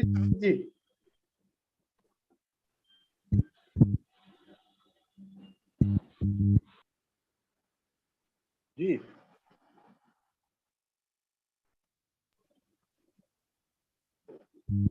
तो ये हो नहीं पा रहा है, आवाज का गड़बड़ी है। आ रही है जी, बोलिए। आवाज मिल रही है जी? रणधीर जी, आवाज मिल रही है? जी जी मिल रही है। हम ये कहना चाह रहे थे कि जो आज के सिचुएशन है उस सिचुएशन में आगे क्या करना है, इस पर हम सब लोगों को सोचना चाहिए। और इन प्रतीकों का, बहादुर शाह जफर क्या और ऐसे और भी देश में बहुत सारे प्रतीक हैं, तो उन प्रतीकों से हमें मदद मिलेगी। और उस पर जो ज़्यादा से ज़्यादा लिटरेचर या जो भी प्रोग्राम हो सकते हैं उसके बारे में सोचना चाहिए। ये जो एक इस तरह से ये चल रहा है, इसमें ये तो एक है ही ये तरीका ऑनलाइन ये करने का, तो इसके जरिए भी और चीज़ें और बढ़ानी चाहिए ताकि ज़्यादा से ज़्यादा लोगों तक पहुँचे हम लोगों की बात, और लोग अवेयर हो सकें। इसलिए कि इतनी गंदगी फैलाई जा रही है व्हाट्सएप और तमाम चीज़ों पर कि उस पर अगर नहीं हम लोग ज़्यादा ध्यान देंगे तो फिर आगे बात बढ़ेगी नहीं। तो मेरा वही कहना था कि उस चीज़ पर ध्यान देना चाहिए। जी बहुत बहुत धन्यवाद।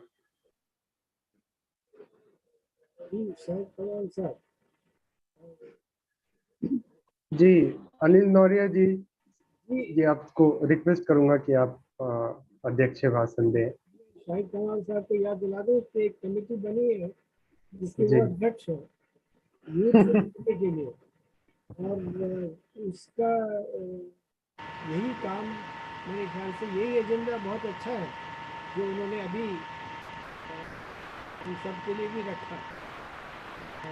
आवाज नहीं आ रही है अनिल जी। तो मैं यही कह रहा था शाहिद कमाल जी से कि वो जो एक कमेटी बनी है जिसके वो अध्यक्ष यूथ से जुड़ने के लिए, उसी पे वो का एजेंडा वही होगा जो उन्होंने अभी बयान किया हम सब के लिए भी, और मेरे ख्याल से उस पर काम हो तो अच्छा रहेगा। आवाज़ आ रही है अब? जी आ रही है, लेकिन थोड़ा और माइक के करीब से बोलेंगे तो और भी क्लियर आएगी। ठीक है। अध्यक्ष भाषण तो नहीं, लेकिन कुछ रिमार्क्स देना चाहता था कि कुछ रिमार्क्स में करूं। एक तो ये कि ये सवाल कि वो वहाँ से उनके रिमेन्स यहाँ लाए जाएं वगैरह, ये एक हम लोगों का एक रहता है। आवाज नहीं आ रही है। हम लोगों का ये एक चीज़ रहती है के सामने कि फलानी चीज़ फलाने मुल्क से यहाँ लाई जाए। जैसे कई चीज़ें हैं, एक कुलदीप नायर साहब हुआ करते थे, वो कोहिनूर पे कहते थे कि साहब कोहिनूर वहाँ से यहाँ हिंदुस्तान वापस लाना चाहिए लंदन से। तो और भी चीज़ें हैं, और एक वर्ल्ड वाइड डिबेट भी चल रहा है म्यूज़ियम के आर्टिफैक्ट्स के बारे में, जो वो लोग यहाँ से चीज़ें ले गए थे उनको जहाँ से अफ्रीका से और लैटिन अमेरिका से और एशिया से जहाँ से लेके गए वहाँ लौटाए जाए। यही उसी कड़ी में इसको भी देखा जा सकता है कि जो हमारे ऐसी चीज़ें हैं जिससे हमारा इंडियन नेशनहुड जुड़ा हुआ है, जो रंगून में है, उसको यहाँ लाया जाए। ये एक ख्वाहिश होना नेचुरल है हमारे लिए,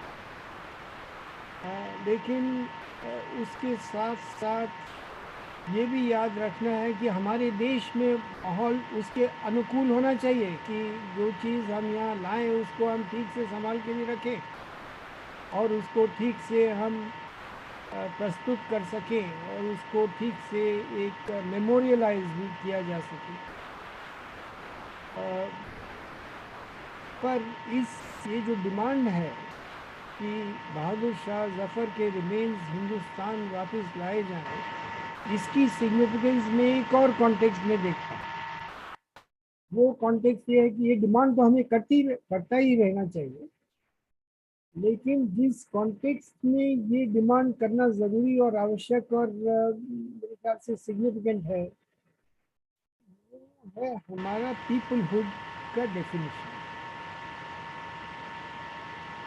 जब हमें आज़ादी मिली सन 47 में, जब हिंदुस्तान आज़ाद हुआ, तो कुछ फिरके वाराना लोग ऐसे थे हमारे मुल्क में जो ये कहा करते थे कि हमें आज़ादी तो 1000 साल बाद मिली है, उसका इम्प्लीकेशन ये था कि कॉम्पोजिट कल्चर का डिनायल, और उसका इम्प्लीकेशन ये था कि जितने भी ये सेंचुरीज बीती, जिसमें एक मिश्रण हुआ, एक कॉम्पोजिट कल्चर बना, वो सब वर्थलेस था, उसका कोई वैल्यू नहीं है। वो हमारा इंडियन हुड की मेकिंग में उसका कोई जगह नहीं है। ये एक किस्म की सोच कुछ लोगों में थी उस वक्त, और वही सोच अब सामने निकल कर बार बार आ रही है, जो एक संकीर्ण नागरिकता हिंदुस्तान पे थोपना चाह रहे हैं, और हिंदुस्तान की सेंचुरीज की पुरानी कॉम्पोजिट कल्चर को इम्प्लिसिटली डिनाई कर।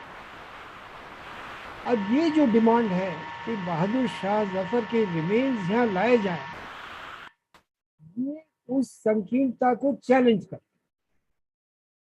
और इसलिए मैं इस डिमांड को सिग्निफिकेंट समझता हूँ, और इसलिए ये डिमांड हमें करनी चाहिए और ये बार बार करते रहना चाहिए, क्योंकि ये उन लोगों के लिए एक चैलेंज है जो हिंदुस्तान के कॉम्पोजिट कल्चर को डिनाई करते, और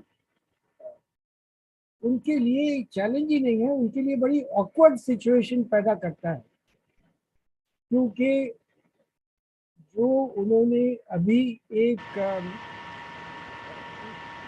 मुहिम चला रखी है हिंदुत्व को लेकर, जो कि वीडी सावरकर की सोच थी 1920s की, और जो इसके बेसिस पे ये सारा कॉन्सेप्ट खड़ा हुआ हिंदुत्व का, वो सावरकर साहब की शान में ये बयान ज़रूर करते हैं कि 1857 पे उन्होंने सावरकर साहब ने क्या लिखा था और क्या नहीं लिखा। तो 1857 के सिलसिले से बहादुर शाह जफर के रिमेन्स यहाँ वापस लाए जाएं, इस पे इन लोगों को एक स्टैंड लेना पड़ेगा, और ये अच्छा हो कि हम इनको इस बात पर मजबूर करें कि उस पे ये स्टैंड लें, क्योंकि उनका इंटरनल कॉन्ट्रडिक्शन इसी पॉइंट पे एक्सपोज किया जा सकता है कि एक तरफ तो वो उनके सामने ये बताते हैं कि साहब उन्होंने 1857 में फलानी किताब लिखी, और दूसरी तरफ जो 1857 के प्रतीक थे बहादुर शाह जफर, उनके जो रिमेन्स यहाँ लाने की बात है उस पे उनका क्या स्टैंड है, और उससे हमारे कॉम्पोजिट कल्चर की डेफिनेशन और हमारे अल्टीमेटली आज की सिटीजनशिप की डेफिनेशन पे उसके क्या इम्प्लिकेशंस हैं। तो ये एक बहुत ही इंटरेस्टिंग मसला है, और इस पे हमें इस पे ज़रूर अपनी जितने भी एफर्ट्स हो सके वो इस पे लगाते रहना चाहिए।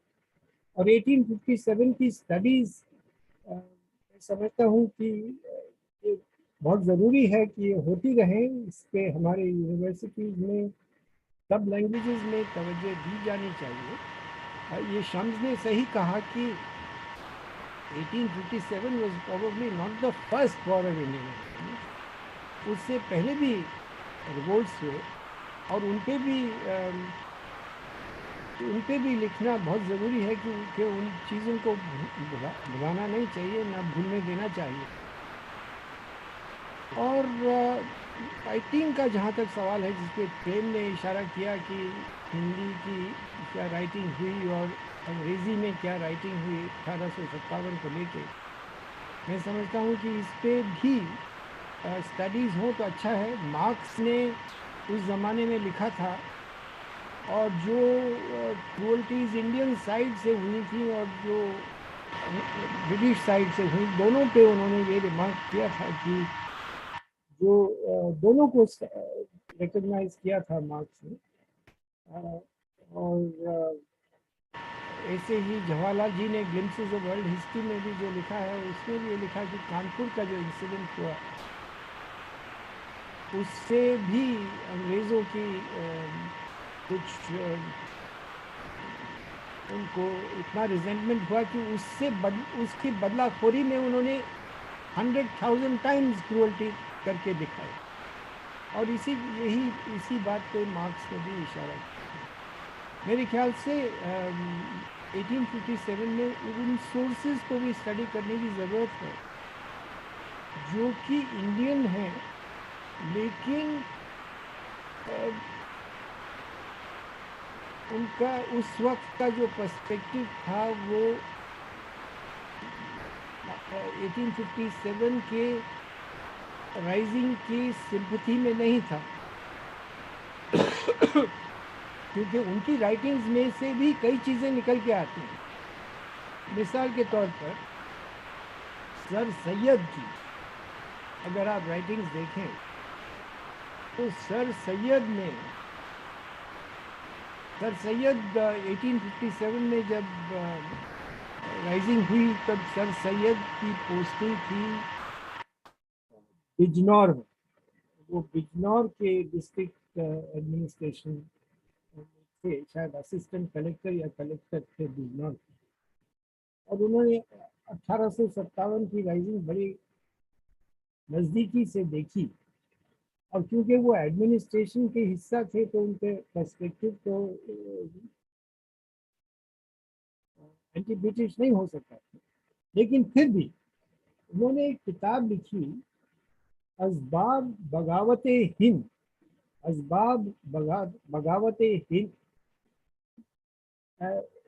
इसका इंग्लिश में कहें तो causes of Indian rebellion 1857।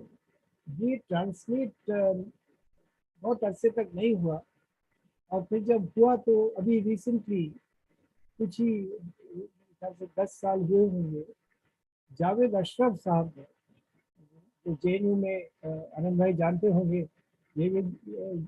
Javed Ashraf life sciences में हुआ करते थे प्रोफेसर। उन्होंने इसको इंग्लिश में ट्रांसलेट किया, और इस किताब में बड़ी इंटरेस्टिंग चीजें निकल के आती हैं। वो किताब इसलिए लिखी गई कि वो समझाना चाह रहे हैं अंग्रेजों को कि आखिरकार ये रिबेलियन, ये अपराइजिंग 1857 की हुई क्यों। Now I will just read out something. मैंने कुछ नोट्स बनाए थे पहले, उसमें से मैं उनके सुनाता हूँ।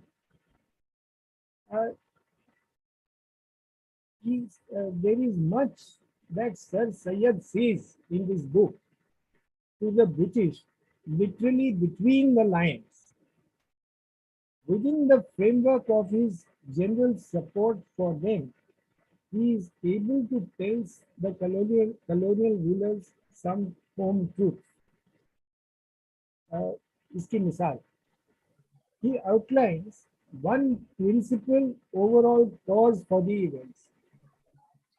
He tells them that non-participation by the people in representative institutions was the real reason for the rebellion. एक बहुत बड़ी बात जो आदमी उन्हीं के एडमिनिस्ट्रेशन में है, वो लिखा है कि जो आपके जो इंस्टीट्यूशंस हैं उसमें इनका नॉन रिप्रेजेंटेशन इंडियंस का, ये असली रीजन है इस रिबेलियन। और फिर वो कहते हैं कि argue that while the involvement of the people of India in the British parliament, अब ये नावरोजी तब तक, दादा भाई नावरोजी तब तक ब्रिटिश पार्लियामेंट में इलेक्ट नहीं हुए, तो उन्होंने ये तो इमेजिन नहीं किया था सर सैयद ने कि किसी रोज एक इंडियन भी ब्रिटिश पार्लियामेंट में तो जो उन्होंने कहा कि while the involvement of the people of India in the British Parliament may be unrealistic, there was no reason not to permit intervention in the Legislative Council. तो उन्होंने कहा कि Legislative Council में आप इंडियंस को इन्वॉल्व किए, और फिर वो कुछ इंडिविजुअल कॉजेज रिवेलियन के उन्होंने इस किताब में बताया। एक वो कहते हैं, one of these was that once the East India Company took over any place, जब ईस्ट इंडिया कंपनी कोई जगह ले लेती, टेक ओवर करती या टेक ओवर करती थी, तब रिलीजन में इंटरफेरेंस होने लगता है, लोगों के रिलीजन में इंटरफेरेंस होने लगता है, और वो इस सिलसिले में बताते हैं कि उनकी भाषाओं को भी अंडरमाइन करने की कोशिश की जाती है। तो इस कॉन्टेक्स्ट में उन्होंने संस्कृत और अरबिक का जिक्र किया। फिर वो कहते हैं कि जब 1837 में फैमिन हुआ, 1837 का, तो उसमें कोशिश की गई कि जो ऑर्फन्स हैं, जितने ऑर्फन्स फैमिन की वजह से जो लोग ऑर्फन किए गए, उनको क्रिश्चियनिटी की ओर कन्वर्ट करने की कोशिश की गई थी, and this was resented by the people. He government administrators in the country behaved like missionaries. अब ये बात बड़ी याद रखने की है कि हमारे प्रेजेंट कॉन्टेक्स्ट में कि वो जो गवर्नमेंट एडमिनिस्ट्रेशन की रिलीजियस न्यूट्रलिटी होना बहुत ज़रूरी है, और वो आज के माहौल में भी गवर्नमेंट एडमिनिस्ट्रेशन न्यूट्रलिटी से भटक रहा है। तो ये बात उन्होंने उस वक्त कही थी कि government administrators in the country behave like revolutionaries, और इस बात से बिहेव लाइक मिशनरीज, सॉरी, और इस बात पर बहुत रिजेंटमेंट हुआ। फिर वो कहते हैं कि एक और कारण था, वो ये कि district administration was ignorant of the conditions of the people. जो आम आदमी की जो परिस्थितियां हैं, उससे डिस्ट्रिक्ट एडमिनिस्ट्रेशन उससे इग्नोरेंट था या उससे तटस्थ, उसको नजरअंदाज करना। जैसे हमने भी अपने ज़माने में देखा कि ऑक्सीजन कहते हैं कि साहब ऑक्सीजन की डेथ नहीं हुई, ऑक्सीजन की कमी से कुछ डेथ नहीं हुई, और भी कई चीज़ें बढ़ रहे हैं, उसका कोई लेखा जोखा नहीं है, अकाउंटेबिलिटी नहीं है। तो वही चीज़ उन्होंने तभी पॉइंट आउट की कि out of fear all would say appeasing things, and our government functioned on the basis of personalized rule. तो सर सैयद बता रहे हैं अंग्रेजों को कि हमारी सरकार के सामने सब लोग डरे हुए थे, और out of fear all would say appeasing things, and our government functioned on the basis of personalized rule. और फिर एक और कॉज उन्होंने बताया कि अनएम्प्लॉयमेंट बहुत बढ़ गया। तो ये भी एक कॉज सर सैयद ने बताया 1857 की अपराइजिंग। कह रहे हैं कि unemployment specially among the Muslim, but the greatest indictment he made, and it is remarkable that he did so, considering the position that he occupied. He suggested that the administration lacked feelings of love and unity with Indians. तो वो एक जो मुलाजिम है sir Syed British सरकार के, वो कह रहे हैं अपने किताब में असबाब बगावत हिंद, उनके कॉजेज ऑफ इंडियन रिबेलियन 1857, कि साहब आपका जो एडमिनिस्ट्रेशन है it lack feelings of love and unity with the India. फिर वो कहते हैं our government till date has kept itself so separate and unaligned from India as fire and dry grass, से सूखी घास और आग इसे अलग अलग हम हिंदुस्तानियों से रहें। और फिर वो बताते हैं कि गवर्नमेंट हमारी जो है इंस्टेड इसकी बजाय it should have been with the subjects of India as the rock bearing mica that in spite of being of two different colors is one. In the white color streaks of black look very beautiful and in black background white manifests its own beauty. कि वो पत्थर जिसमें काली stick होती है और सफेद stick होती है वैसे होना चाहिए हमारा एडमिनिस्ट्रेशन, क्योंकि वो उन दोनों का जो मिश्रण होता है उससे एक उसकी अलग अलग ब्यूटी होती है दोनों स्ट्रीक्स की, और वो रॉक की ब्यूटी और एनहांस करती है। और फाइनली वो कहते हैं कि हार्शनेस, एक कॉज ये था, harshness and ill-tempered behavior of the district administration. Harshness and ill-tempered behavior of the district administration. ये तो हम देख रहे हैं अपने ज़माने में और बढ़ते जा रहा है।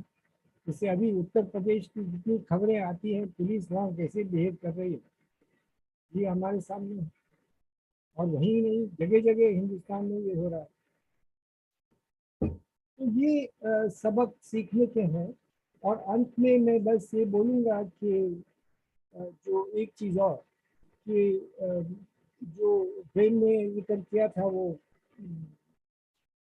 इंग्लैंड में जितने स्टडीज हुई, एक चीज़ में कॉन्टेक्स्ट में बताऊं कि फ्रांस में जो बड़ा फेमस राइटर था यूल वर्न, उसने एक किताब लिखी जिसमें एक दो चैप्टर्स 1857 के लिए, और जब उस किताब का अंग्रेजी में तर्जुमा हुआ तो वो चैप्टर्स हटा दिए।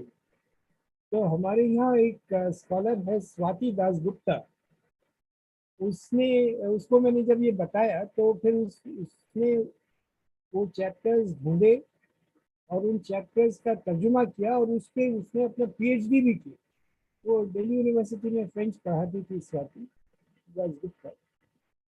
और तो ये 1857 का आपने ठीक कहा प्रेम और शम्स कि इसका बहुत विशाल असर, और मेरे ख्याल से शशि जी ने भी यही बात कही और औरों ने भी कही कि इसका बहुत विशाल असर हमारे देश पर हुआ, और इसके सप्रेशन का भी एक बहुत विशाल असर। तो कि जब गांधी जी ने नॉन कोऑपरेशन मूवमेंट शुरू करी 1920s में, उसके असर के बारे में पेंडरल मून जो सिविल एडमिनिस्ट्रेटर सिविल सर्विस में थे अंग्रेज एडमिनिस्ट्रेटर, उन्होंने अपनी बायोग्राफी जो उन्होंने गांधी जी की लिखी बात है उसमें वो लिखते हैं कि नेशनल नॉन कोऑपरेशन मूवमेंट जो थी वो 1857 के बाद पहली ऐसी मूवमेंट थी जिसने 1857 के बाद एक वो बन गया था, एक mistake fabric, mistake fabric around the British rule, ये इनविंसिबल है, इसको यहाँ से हटाया नहीं जाता। इस चीज को नॉन कोऑपरेशन मूवमेंट जो 1920 में शुरू हुई उसने फाड़ दिया उस मिस्टिक फैब्रिक को। ये बात पेंडरल मून ने अपनी जो कि सिविल सर्वेंट अंग्रेज सिविल सर्वेंट थी उसने अपनी किताब में भी ये लिखी। बस तो मुझे आज इतना ही कहना है। आप लोग शरीक थे और उसके लिए बहुत धन्यवाद और बहुत अच्छा रहा। मैं आशा करता हूँ कि जो कुछ भी आप लोगों ने बोला है उसको आप लेख के इसका एक लेख बना के छपवाएंगे और अलग अलग, और इसको बाद में गंभीर सफाई करने की कोशिश करें तो एक बहुत अच्छा और आगे के लिए भी बनेगा। और उस लेख अलग अलग भी छपे तो उनको डिस्ट्रीब्यूशन में आसानी होती है। और मैं कोशिश करूंगा कि बहादुर शाह जफर के ट्रायल का भी मैं निकाल सकूं, तो वो भी एक अलग मजमून बन सकता है, उसको भी सर्कुलेट किया जा सकता है। और ये बहुत सिग्निफिकेंट बात है जो की है कि बहादुर शाह जफर का रोल और बहादुर शाह जफर की मीन्स बहुत इम्पोर्टेंट डिमांड है, और इसके कई बहुत दूर दूर के रेमिफिकेशन। तो थैंक यू ऑल। और